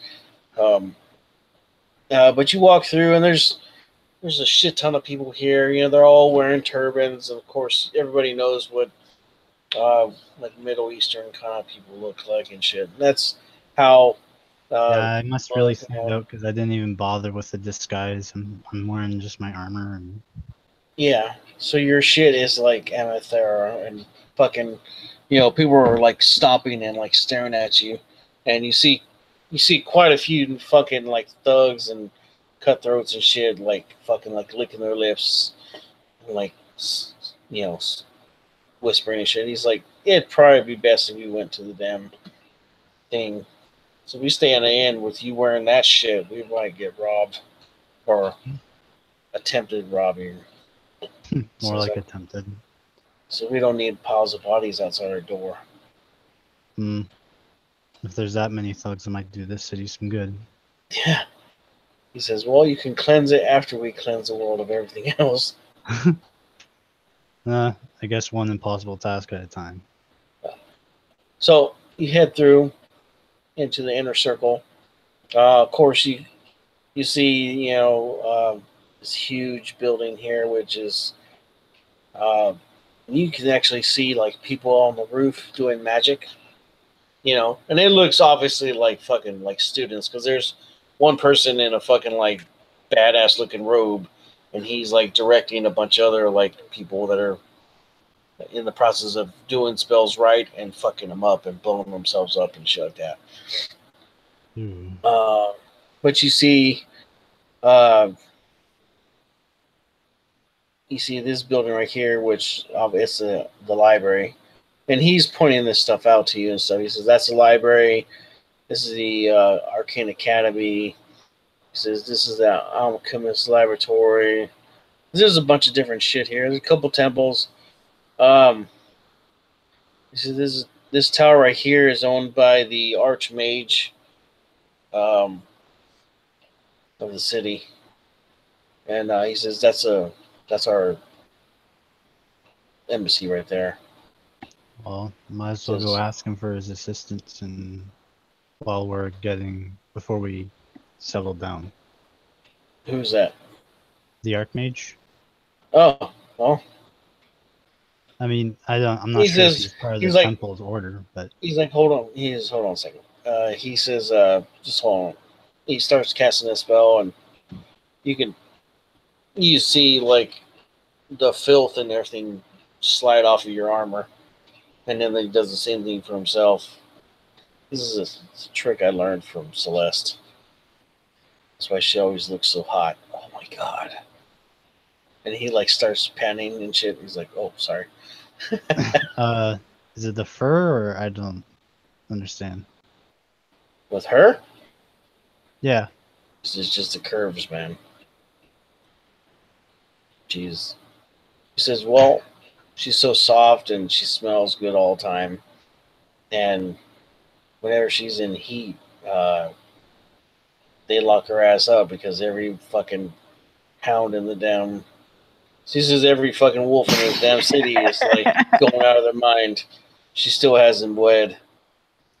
If you can imagine a city of fucking dogs running around, or wolves, trying to fucking track her down, you can guess. She goes in seclusion when it's that time. I can't imagine, but that sounds uncomfortable to say the least. It is very hard to resist her. Just by herself, and then you add everything else that's going on with her. He's like, oh my god. Change of Anyway, subject, back to the tower. He's like, yeah. He's like, sorry. He says, I wish I could marry her, but I don't believe she has... I don't think she looks at me like that. Anyways, enough of a wolf's dreams. He says, yeah, so he walks over there. He says, well, hold on a second. He says, let's check in here first because they might have an easier way to get in there than us just showing up because they may or not let us see them right off the bat. You know what I mean? Yeah, that's fair. I guess we are, well, at least I'm a complete stranger. Yeah. So you guys walk over there, get into the embassy. It's actually not that bad looking inside. Of course, there is sand. Sand gets in it, fucking everything. If you've ever been to a desert, you can sneeze and sand will still come out your damn nose. That's how bad it gets sometimes. So you walk in. There's, of course, somebody right there by the door. There's a pair of guards out there. And they're actually human. They're not wolfen. But they look like they've got placards on them of looks like the city, maybe some. And there is a wrought iron fence around the fucking property. You walk in, Wolfen comes up, talks to Ruff for a second. They're like, yeah, he's says the ambassador is in his office. He says, come. I believe he's been waiting for you. The courier got here very early this morning. So you walk into this office, and there's this kind of fattish looking wolf sitting behind the desk. He stands up. He says, Ruff. He says, He says, good to see you. And he says, you too. Brooke. He says, this is Orn Feathers. This is Brooke Mawson. He is related to Captain Mawson and the Mawson family. He comes in. He's got a really, he has a really deep voice. He's like, hello. He puts out his hand, shakes yours. He says, well, nothing. The courier came early this morning, said that your friends or your fellow adventurers or whatever, these platinum wings, I guess you call yourselves, they should have left a day after the courier. and they should be here probably within the next day or so, if they had no problems. He says we have rooms here for you to sleep. We have enough room for you and your friends. Hi there. Oh, yes, little baby. Oh, he's so cute. Hi, baby. Hi. Oh, see, now you guys are watching babies, and I gotta look. Very nice. Yeah. How can you not? Because I had the screen share on. Hey, dude. Oh, Hey, little dude. how are you? Virtual high five. Can you speak German? I'll teach you German real quick. Superior language. Let's go. All right. Just don't teach him Oberschwanz. It's fine. No, don't say this word. Say Okay. hello. Nur ein bisschen. Oh, yes, please. Say. Nur ein bisschen. Nur ein bisschen. He's like, yeah. Very good. Good job. I love babies. You're such a cutie. All right, He's sorry, like, what guys. the hell's going on? Worth it. Worth every second. He heard you guys talking. He came down to see what was going on. Oh. That was such a bubble. I'm so glad I don't have kids. Love them too much, I bet. Dang. Right. I wish I could just skip the first 4 years and then like, okay, you can speak and shit for yourself. Let's go. None of us remember that anyways. Yeah, right. Who cares about the first 4 years? Yeah, but then you don't get this part. Oh shit, you're part's still kinda around. nice. I'm so sorry. Oh, Aw. stop it, my heart. He's doing Um. see? So, yeah. Let's see. Yeah, they should be here anytime soon. Yeah. He says, Ruff's like, we actually want to go see the Archmage. He says, Magnus. He says, well, as far as I know, he actually looks at a sheet of paper on his desk. He says, as far as I know, he is in the city today. He should be at his tower. I believe he came back in yesterday from a trip to from the other cities. Says I've been asking for an audience with him about talking to him about our impending thing. Says I'm kind of trying to keep it down. Well, is there some way that we can help?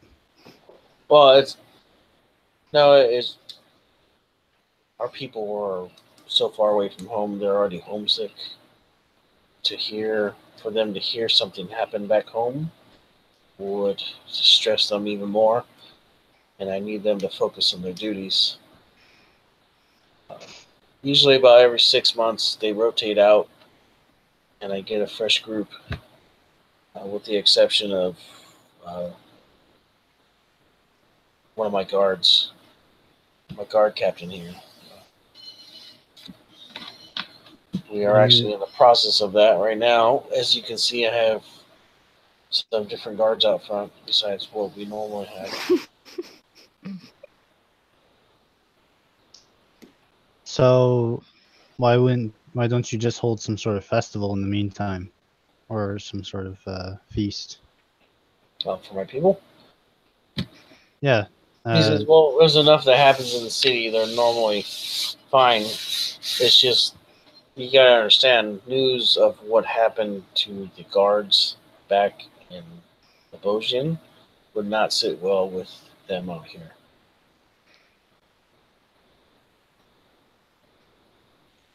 We're not just around the corner, Master One. We are at least 3 weeks or so away from our homes. So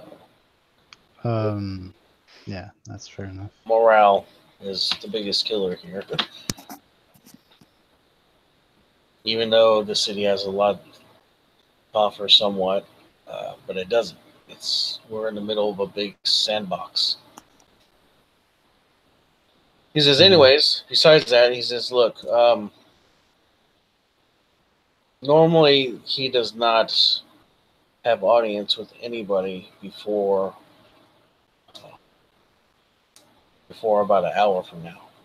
He says, I'll send a courier over there to try and set up a meeting since he is in the city, and hopefully they'll get back to us pretty soon and you can go meet them without all the court hubbub and all that stuff. Well, I hope you know why we're here. He says, I know. He says, I choose not to say that word That's because fair. he says, look, it's not that I don't care. He says, but my people here are morale. And morale, like I said, morale is the biggest killer here. Once morale goes down, it takes so much to get it back up. So they can just live, do their duty, and rotate out in 6 months. They're fine. So trust me, a couple years back, we had a disaster back in the city, and a couple of the people here had family members hurt, and they were good people, but they ended up leaving without finishing their duty here and destroyed their careers and, put a bad mark on them. Everybody understood, but at the same time, our people were really duty bound. Honor is a big thing. So the biggest thing to us is family, but at the same time, they volunteered to come out here to work for the city, the greater good. You understand? So, Well, it anyways, makes it so tense out here. he says, well, besides the last 2 wars that we've had with the kingdoms of the Great Desert, that'll be it right there. So they see outsiders as a plague. Have this way of saying things. They call it jihad, What? like a religious cleansing of infidels. That makes sense, you guys. You might as well just put cults in cities. Yeah, well, this is not our city, but we do trade with them. A lot of goods that we really do need back there come from this area. And without us mobilizing and taking cities or taking this whole region over, we've done that in the past once. Not because we wanted to, because we were forced to. And it ended up hurting our people more than helping. So we try not to do that. No, the Taliban didn't invade D&D, Dick. Okay. They're not gonna start car bombing and shit like that. So drop all that shit. I was worried.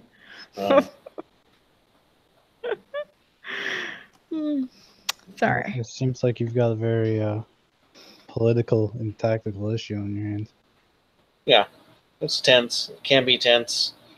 They change their minds sometimes, quite frequently, whenever trade doesn't go the way they want it to go, and well, they're very territorial. And because we are, and I've been told this to my face before, because we are bigger humanoids, they're intimidated. So, yeah, that doesn't help us either. Well, there seems to be a lot of issues No, unfortunately, not too many of them I can tackle here. No. He says, but let me get to work. He says, please rest. Clean yourself up from the road. He says, I should have an answer hopefully within an hour. And then you can get over there and talk to him. All right. All right. So a attendant comes over and says, please follow me. They take you into the back upstairs. Takes you to the back. There's a staircase up in the back. Takes you upstairs to rooms or like really small apartments. They're kind of like efficiency apartments, kind of sort of. You know, everything is in one room, so you can do your own shit or whatever. But they get you a pair of apartments done towards the end. And she says a bathhouse is at the end of the hall. Go down the stairs, and to your left, there's a bathhouse over there. She says it's we have no segregation of the genders, so it's a bathhouse for everybody. He says, but if that disturbs you, then we can arrange for you to take a bath by yourself. No, it's no problem. All right. So, yeah. So you go and are you going to go take a shower and all that?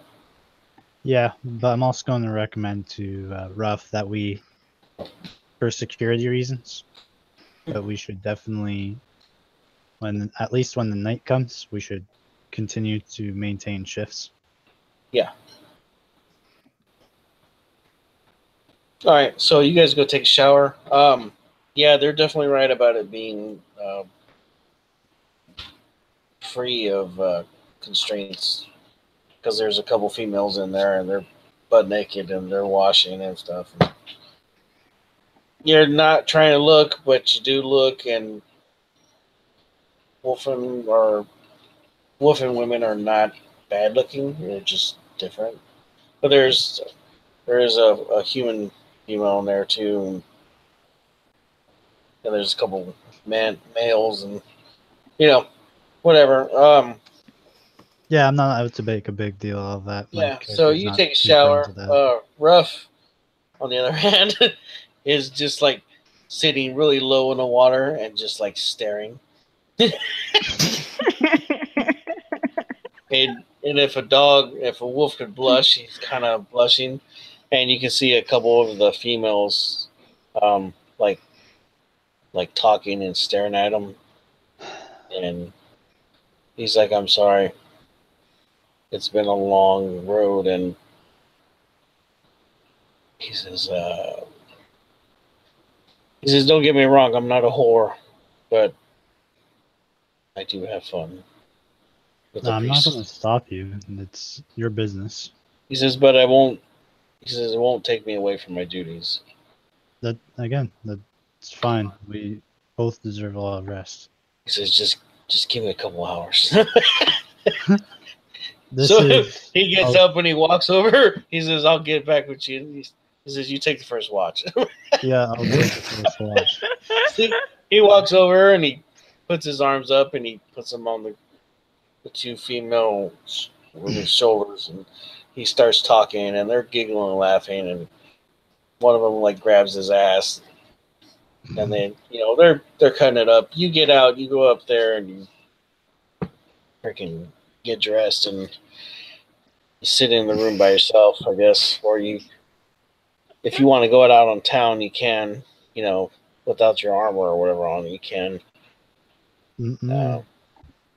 All right, so I'm actually going to take the time to take up my hidden secret of painting again.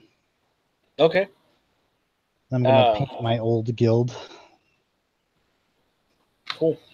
Yeah, so you spend the rest of whatever evening that you have painting. About 20 minutes later, there's a knock on your door. Come in. Yeah. Door opens, and it's the ambassador's attendant. He says, Master Orn, he says, we've had word. He says, the Archmage will definitely meet you. He says, but it won't happen today. He says, but he says he has time in the early morning, around 10-ish our time, whatever. Okay, well, Yeah. He says, I've already informed Ruff. Sorry. He has a nickname of Rush back home. Anyways, yeah, so, yeah, I'll inform him. He's occupied at the moment. Be sure to alert my companions if they arrive. Okay. Yeah, so with that, you spend the rest of the evening painting or doing whatever. Ruff comes back over. Yeah, Ruff comes over for his shift. He says, do you want me to stay in here, or do you want me to take it to my room? I'll take it to my room. Okay. I'm like, you're in your room, but he's saying, do you want him to take the chest with him to his room so you can rest? No, I'll keep it in here just as long as you're up and paying attention. He says, all right, yeah, do your thing. He's just sitting there. I finish, of course, the painting of the guild hall that I used to have back in my old plane.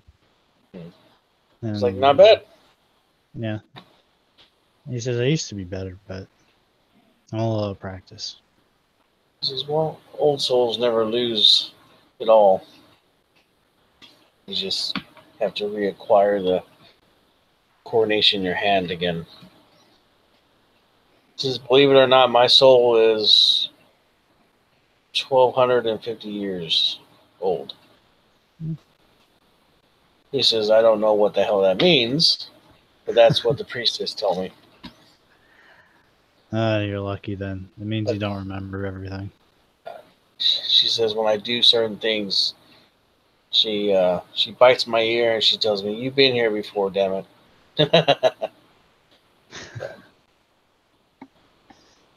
So, yeah, I know the feeling. Yeah. So, rest of the night goes off like that. You guys take turns and all that stuff.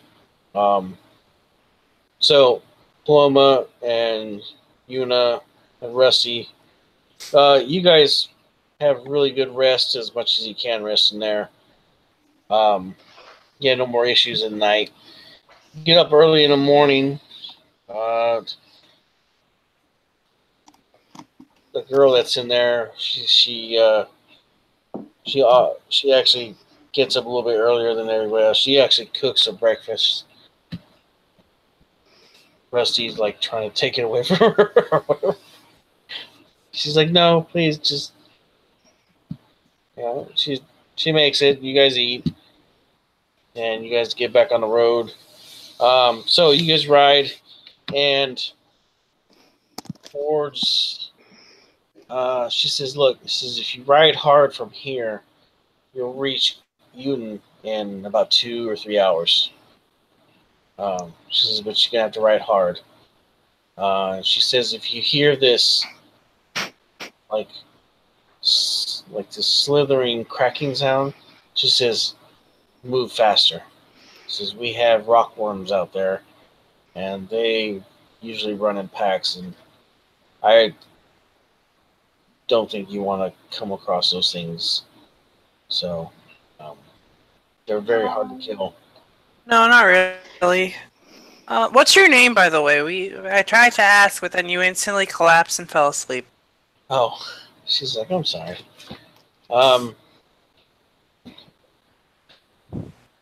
Anaya. Anaya. Cool. Anaya, yeah. Well, thank you for letting us stay here. Well, it's free to stay here. Well, Thank you, anyways. And yeah, and enjoy the I think rest of your life, because I don't think we're gonna see each other again, and be safe. Okay, well, you be safe. Thank you, Nye. So you guys take off. You ride hard for the next 3 hours, bobbing up and down. Of course, I know. I'm sorry. Stop. Anyways, you guys take off down the road. By the time you guys get close to about the 3rd hour mark, you start seeing, the city coming around a large dune. And within about an hour more, you get into town, and at the gate is a wolfen, and he motions you over. He says, Yuna, Paloma, and Rusty, right? Correct. Yeah, he says, come on. This is our embassy's right over here. You can join your friends and clean up. There's supposed to be a meeting with the Archmage here within about half an hour or so. So if we hurry, you can get cleaned up real quick and whatnot. So he leads you on about another 5 minutes. You get into the inner circle, and you get there. So, Orn, you're in your room. You're watching outside, and you see Yuna and Rusty and Paloma pulling in on some horses. And that's all you, buddy.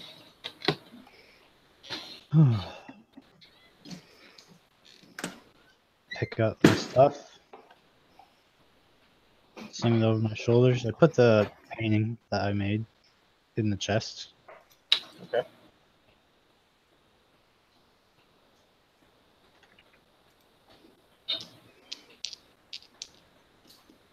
And I go out to meet them. All right.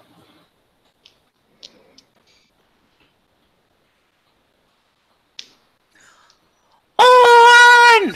And I just immediately run to him. Just jump on him. She's very light. Yeah, no need for that. Calm down. Why did you go? You're so stupid. Yeah, it's not my brightest moments, but I made it. God. We have to tell you everything that happened.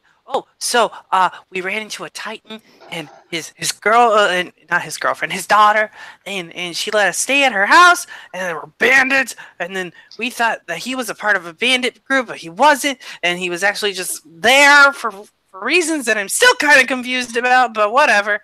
And it was insane. And also the small detail that Paloma's engaged now. No! That is almost not worth mentioning. No.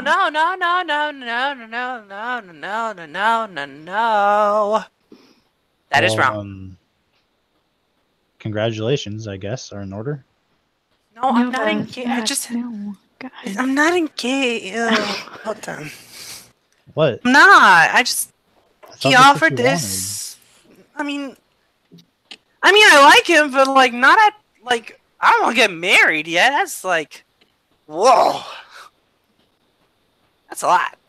But he gave me this saying that he wanted to in the future, and I didn't really say yes, but I didn't say no either. So I just took it without really meaning anything.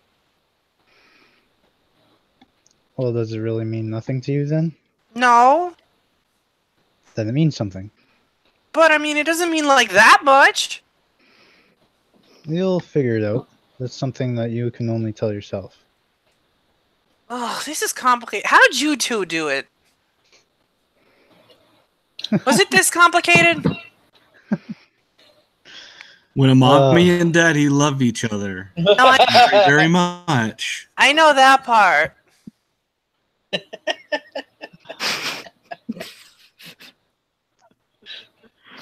Furniture moving. What this time of motherfucker it is now. in the morning?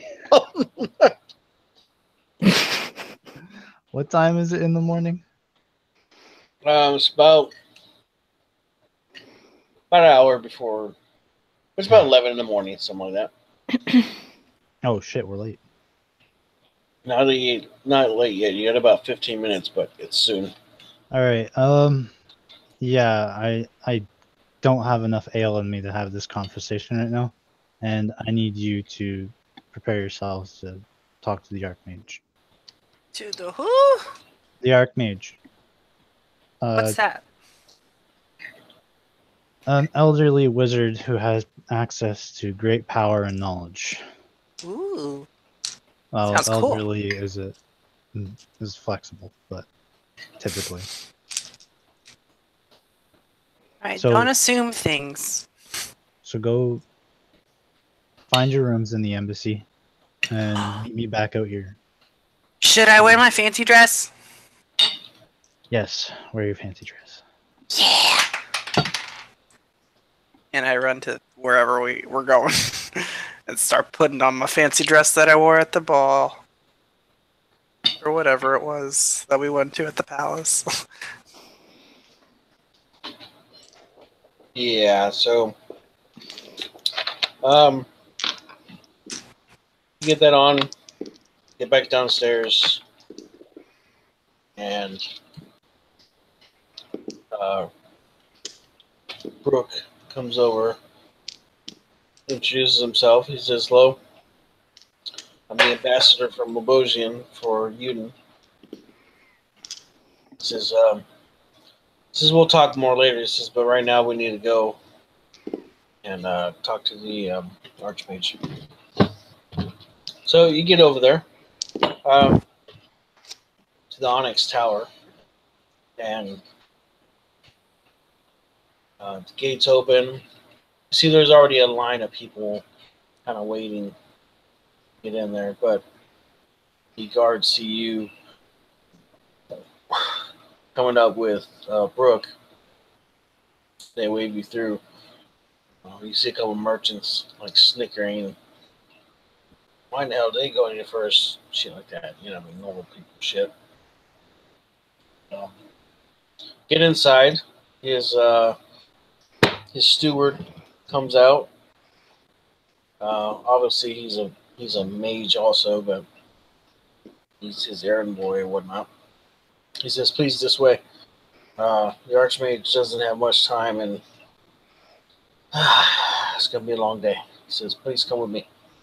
So you guys head up. You head up stairs in the tower. You climb at least 2 flights of stairs, and you get into, I guess, what is the sitting room, which he's sitting on a couch with a table in front of him, and there's a bunch of other cushions and stuff for other people to sit on one side of the room. The other side of the room has got probably about 3 tables with just paper strewed all over the place, maps and dispatches and other stuff like that. He stands up, he's coming, he says, Brooks, how are you? So, the Archmage is actually a celestial himself. But he actually does have wings. He is a bluish kind of tint, like color skin. His eyes are like a gold. He's pretty fucking tall. He's probably about 7 feet tall or so. And he's got like really rich robes on and stuff. And you just see fucking just magic just like popping off of him of all the shit that he has on him. Fucking nose rings and bracelets and rings and fucking wands in his belt. You see a staff of power laying on the fucking couch behind him. He's also got this fucking bracelet around his left hand, which has got little charms in the shapes of like weapons and other things and shit, like a shield and a suit of armor and stuff like that. And you can almost guess what the hell that is. And then you see a necklace around his neck, and each one of the balls on it look like little swirling balls of fire, which you can also guess what that probably is. So he's not lacking in magical items and stuff. He says, "Well, he says hello. He says, my name is Alandrin." Alandrin. Yes. Nice to meet you. I'm Orn Faithus, and this is my party from Pantheway and Lebosian, for the most part. Ah, far away from home, are you? Some of us further than you could guess. Oh. He looks at you and he's like, "Platinum, correct?" That would be it. He says, "Okay." He says, I communed the other day and I was told something like this might come my way." He says, "Very well." He says, "Well, what information we have of the Smurg will be in our library. You have access to it fully. I even have a pair of my best sages already pulling documents and books of whatever has anything in it at all." He says, "We have one of the largest libraries in this area. Well, we're in the desert, but we have a pretty extensive library." He says, I've been Archmage here for at least 1500 years. So I've been collecting myself a little bit before that, and then over the years I've made some very lucrative purchases from other cities, collections from private parties and such." He says, "We can be pleasantly surprised, hopefully. If not, well, at least we can get clues." He says, "But, he says, what do you need of me?" Well, what do you know about the Star Dragon that has a conduit here on this plane? He says, "Well, I can tell you where I think this temple is that you might be thinking it is." Well, He says, "West of here, there's a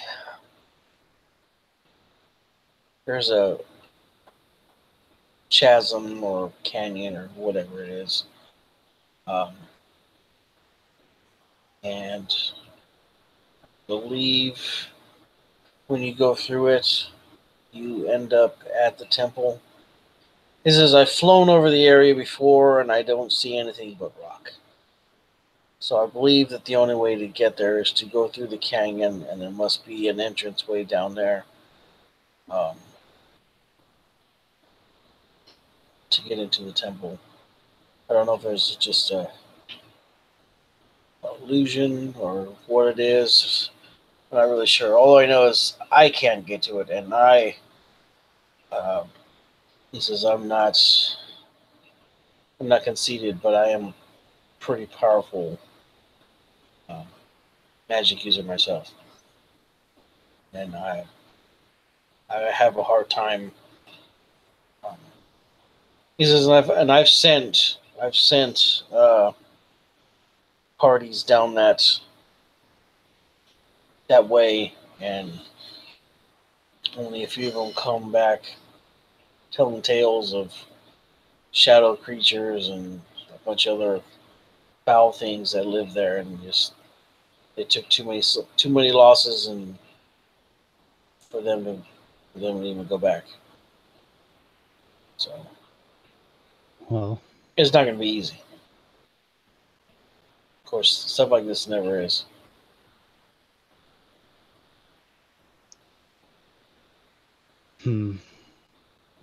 Well, that's the only way to go, really.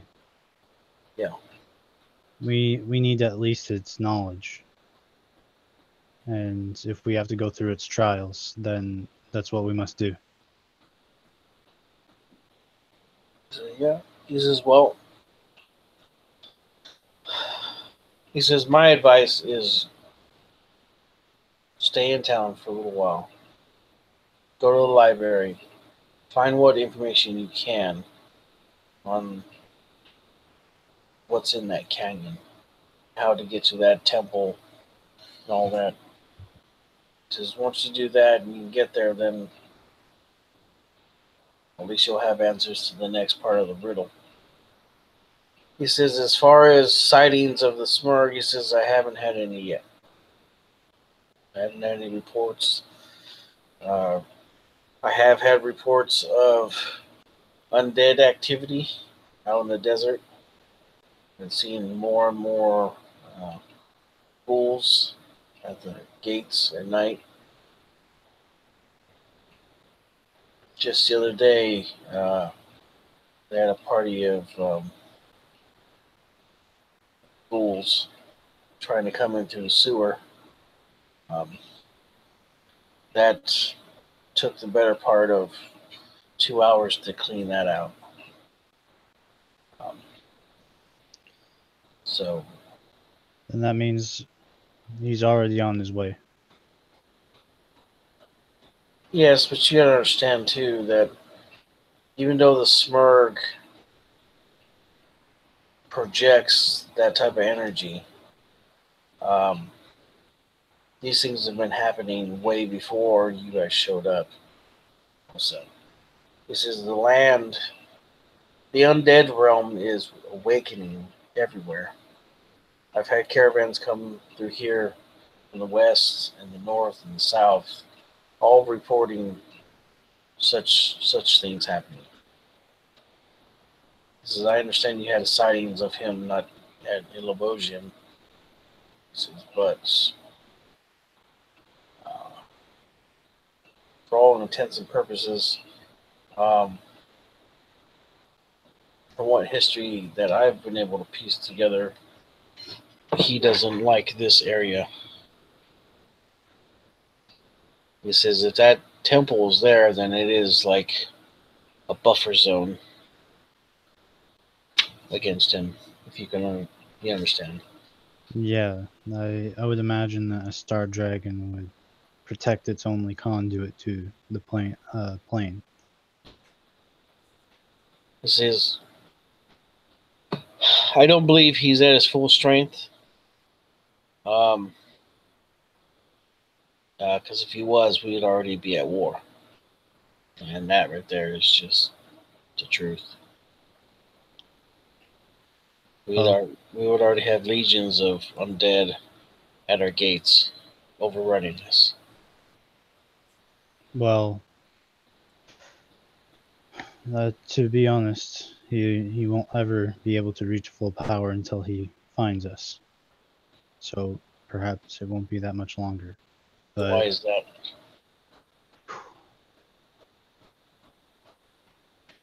It's just better if I show you at this point. And I just slam. This is like the fucking millionth time I've had to fucking do this and show somebody else.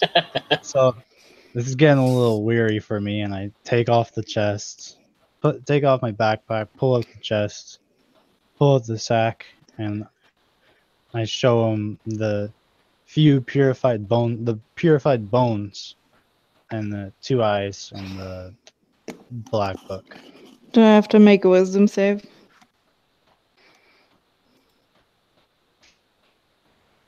No. Okay.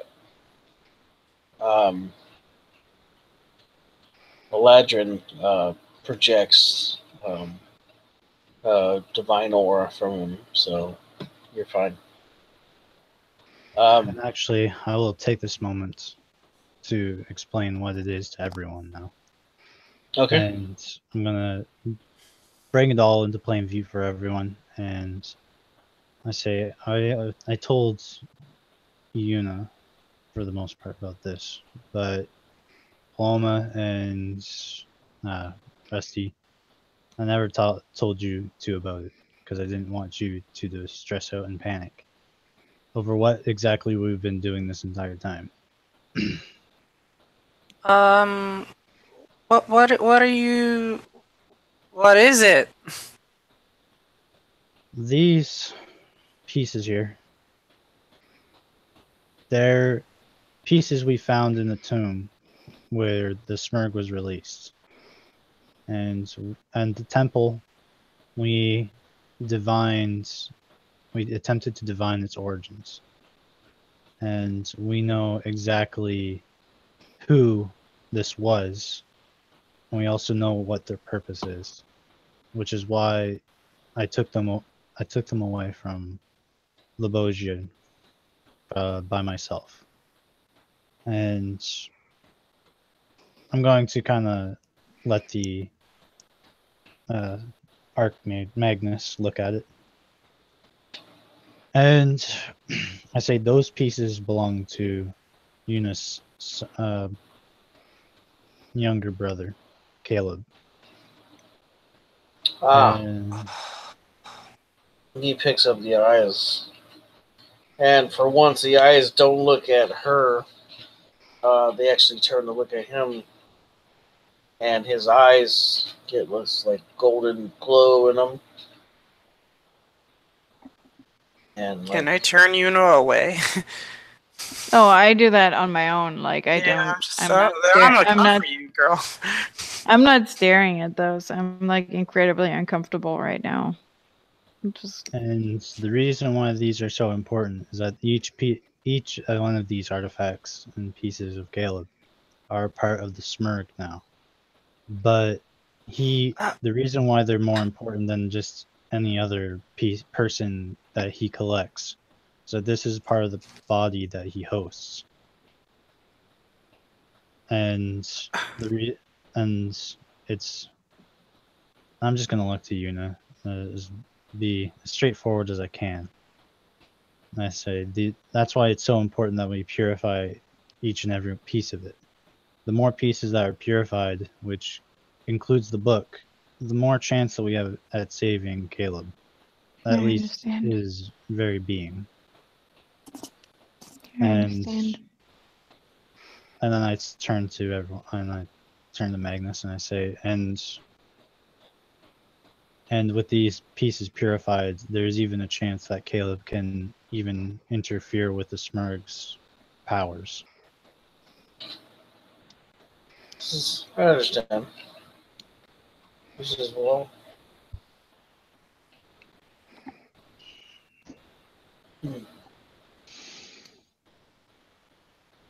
Well, we'll do what we can. It's research, and he says, figure something out. Now, the unfortunate reality is that none of us are truly scholars. So if there's any way that we can help you with your town, your city, and perhaps give you some more time to do the reading bit for us, we'd be happy to oblige. Right, but I have a 19 in wisdom, and I really like reading books. Does it not count as? Does it not count as? Is that intelligence? I thought that was wisdom. Book smart. Intelligence is knowledge and reasoning. Oh, fair enough. Then never mind.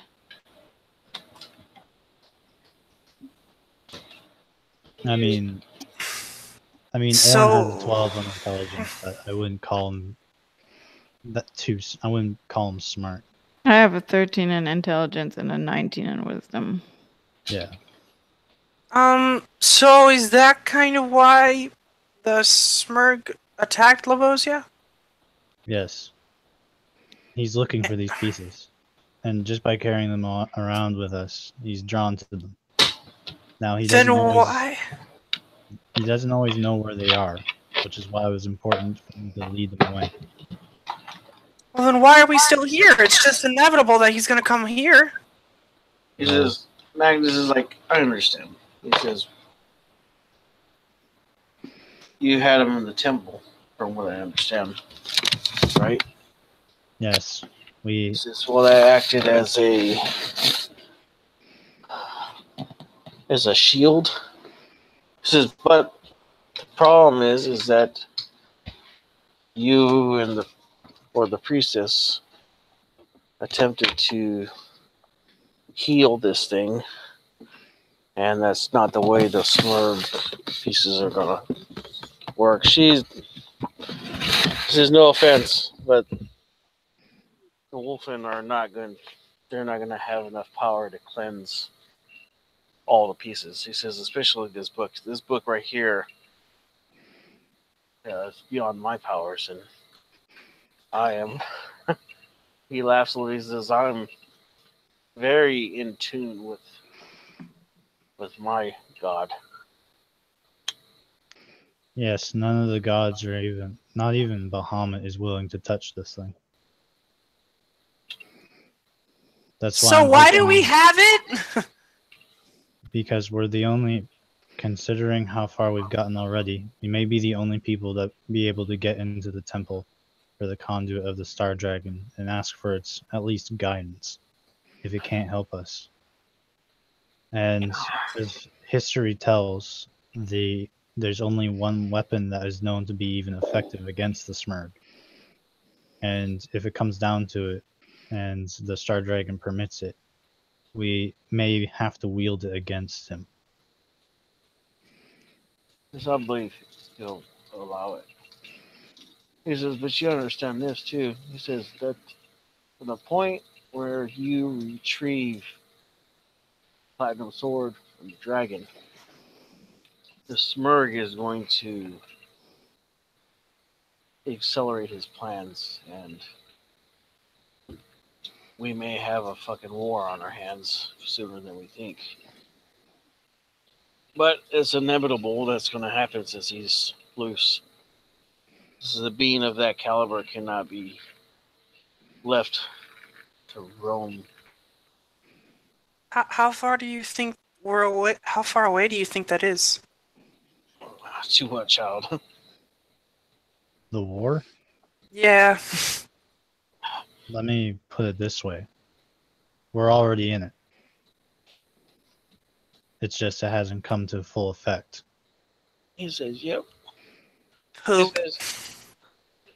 It says you four got your knowledge, which will leave you know. You're already generals in the army. What? He says, not exactly, but when everything is done and forces are gathered and that's when you'll understand. Even if we don't have exactly 1,000 people standing behind us, if we fall, we are the head of the snake. And if we die, then the rest of us will be dead with it. But I still don't understand why we're so important. I know I joined you guys midway through this, but I mean I don't know about the rest of you guys, but I'm sure as hell not. I'll explain it to you, young one. The universe is just energy. We die, we turn into energy. Hey, can you like get a little closer to the microphone or something? It's a little hard to hear you. Right. He says the universe is just energy. When you die, you dissipate. You go back into the flow. When your soul is put back into the flow of things, you're born again as a child, and you just continue that. The gods are a different thing. The gods are some of the conduits of this energy. The Smurd is part of the He's part of the universe as far as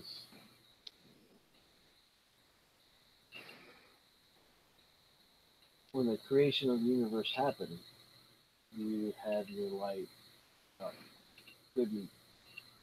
He says, well, you have so many gods on either side, you balance it out. When one god dies, another arises in its wake. Kind of like when Io was killed, he turned into two other gods. Kind of like what happened. He says, well, the Smurg just happens to be one of those entities or beings that came about from the deepest dark. He says, I could barely understand it, and I've been alive for a long time. My soul is millions of years old. I've just been recycled so many times. I keep fighting the same fight over and over. He said the Smurg is the same way, except he is the source of the evil side. When you have mortal beings, when they worship evil gods, some of that energy channels through the elder old evil gods and goes into the Smurg. If that's understandable. But I don't understand what makes us specifically so important for the job. It's just fate. I mean, we just stumbled across some bones in the book, and He says, I have no answers for you. It's just fate. It's just one of those things that happens. You're part of the cycle. You were just chosen. We'll look at her and say, Rusty will look at her and say, you cook with the ingredients you're given. I can't even cook. Very well said, Rusty. He says, trust me, I've been alive this long and I don't understand it all. He says, but I know what my place is. I was, however many thousands or whatever years, I was placed in this spot. This is my fate. This is my destiny to be here at this time to guide you, to give you what help I can. Maybe that's why they collected so much information for all this time. There could be something in there that helps you get through the canyon, you get through the temple, you retrieve the sword, and then it goes from there. Because trust me, if I had all the answers, I'd give them to you right now. But I don't. But what's most important is to not ask why, but what we're going to do. Okay. The clearest path I have for you right now is to find out what information you can to get that weapon. He says, what clues that I do have, if I have any, will be in that library. And everything else will probably fall in place. And hopefully, in between now and the last fight, you'll be prepared. He says, I tell you that when that happens,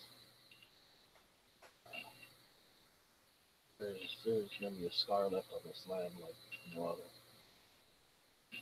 He says, if you can believe it, this desert was a lush, beautiful place for the Cloud Desert. There was rivers, there was mountains, there was creatures that you've never heard of before or seen, ancient civilizations. It was all destroyed when the last fight came. And everybody grouped together, and we put him in there. And we hoped he was never going to be let loose again. He says, but he says, I don't blame you. It was fate. It happened again. And the last time he was in prison realistically, it was temporary thing. We knew he was going to be out. That was never going to not happen. We just didn't know when. But the universe is just happening. So all we can do now is prepare, and hopefully we win the last battle. If not, well, nice knowing you. Because I know it sounds morbid, but you lived as long as I have. Sometimes you want death. Duly noted. But I think we have everything we need. So we'll take your advice and hit the books. Not literally, Paloma. And but you all need some rest from your journey. So yes, please rest yourselves. You need your full faculties to tackle all that information. He says, if the Smurg comes, I will protect you the best I can. Because I could probably hold him off for a while you escape. If that was that. He says, but if he does come, you will know, and you need to leave. No questions asked. You just get what you have, what you need, and leave. You are not prepared at this time for him. that's understood. Well, I'll task Ruff with keeping the horses ready. Well, as to that, he says, I'll lend you a hand with that. I'll work on getting you some mounts that will get you out of here fast, or maybe some magic items that will beat you away or something. I don't know. We'll make sure you guys are out of here if he comes. I'm kind of hoping he doesn't. I've tried to collect as many artifacts as I can that have holy power in them. Because I have a vault underneath this building, underneath this tower, that will help me in that fight. He says, but know this, he says, if I do fight the Smurf here, we will probably flatten this town. So that's why I don't need you here. That's what I would like to avoid. He also says, but if I die in the service, they'll eventually kill him. He says, but I will tell you this, expect foes to show up. More and more powerful beings will show up and lead your way. So prepare. Honestly, as much as I hate to say it, I'm really glad Jubei sends us on some of his random missions. You know that being, huh? That being is an enigma. I will tell you this. He says, that being was around when the first battle came around. And he was a huge force to be reckoned with then. Wait, Jubei's that old? Yes, he is that old. He looks great. He jazzercises. Oh, I get that. He says, I don't know. He has that way about him. But he is a lot more powerful than you probably think he is. And if he didn't offer any help when you saw him and you asked, he says, it was for a reason. Well, we will reconvene later. He says, yeah. He says, anytime you need to see me, you just come in. He says, my people will let you through. I will send anybody away. Fair enough. All right. He says, well, it's good to meet you. I shake his hand. He shakes your hand. I You put can feel the raw power in his hand. It's mighty. Yeah, it's probably my fucking armor sparks with it too, and I feel it through the rest of my body. Yeah. Ooh. Everybody else feels it too now. I let go and shake my hand. All right. Wow. All right. I really overdressed for this occasion. Nah. He says, you're cute. Don't worry about it. I'm sorry, I'm taken. I didn't ask you. He says, that's fine. I'm already married. Oh my god, there's another one just like you? No, she's actually mortal. But she's fine as hell. She curls my toes. Anyways. Okay. What? I put the bull. I'm just gonna avoid this conversation now. I put the bones in the eyes and the book and back in the sack. I'll leave it. I'll leave it to him until the time comes. What, the book? The cursed objects. Oh, he says, okay, that's fine. I thought you said he was gonna put them in the vault. He will. Okay. All right, so you guys leave back to the embassy. Yeah. Embassy bells and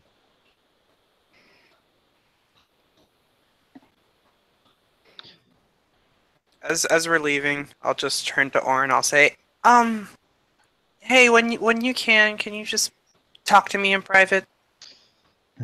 So it appears they've missed a lot in the weeks I was away. So Yeah, it fears I missed a lot too. I intend to talk to you, all of you, individually. Yeah. And so, but sort your stuff out, and be prepared for at least another short stay in the city. It's not the greatest looking city, but it's definitely better than walking through the sand. Yeah. So you guys get back to the embassy. You guys rest, catch up. You guys can do all that stuff in Discord and shit. So that's going to be the end of this session, and you all get 2 XP, another inspiration. You have free roam of the city, and you'll get 30% discount on anything that you buy. Oh crap! The Archmage Stewart hands you all like this. It's like a little badge. It's like a little crest or whatever. You could show the people or whatever. They'll give you a fucking discount no matter where you are or whatever. And so word is sent out to all the guards of the town, and they're giving your description that if any time that you show up and you need a mount or anything like that, they're to give it to you with no questions asked. All that good shit. So Okay. So that'll be it. Any questions? No, just thanks for running. Yeah, thank you so much, Chava. Oh. I wanted to hear because we go any further here, then it's going to take another couple hours, and I know everybody wants to fucking crash. I do too. Yes. So we'll probably pick this back up Tuesday, unless we all decide to fucking do something tomorrow or something like that. But I think if I run anything tomorrow, it'll probably be a Jubei or some shit like that. I don't know. Yeah, it's gonna be Tuesday for me. Yeah, that's cool. So yeah, we'll just everybody plan for Tuesday like normal, and then we'll we'll meet up then. So, anyways, my name is Chapo again. This is the Pantheway campaign. Anybody that did watch or does watch in the future, thank you. And we're going to stop broadcasting. Bye, Brock.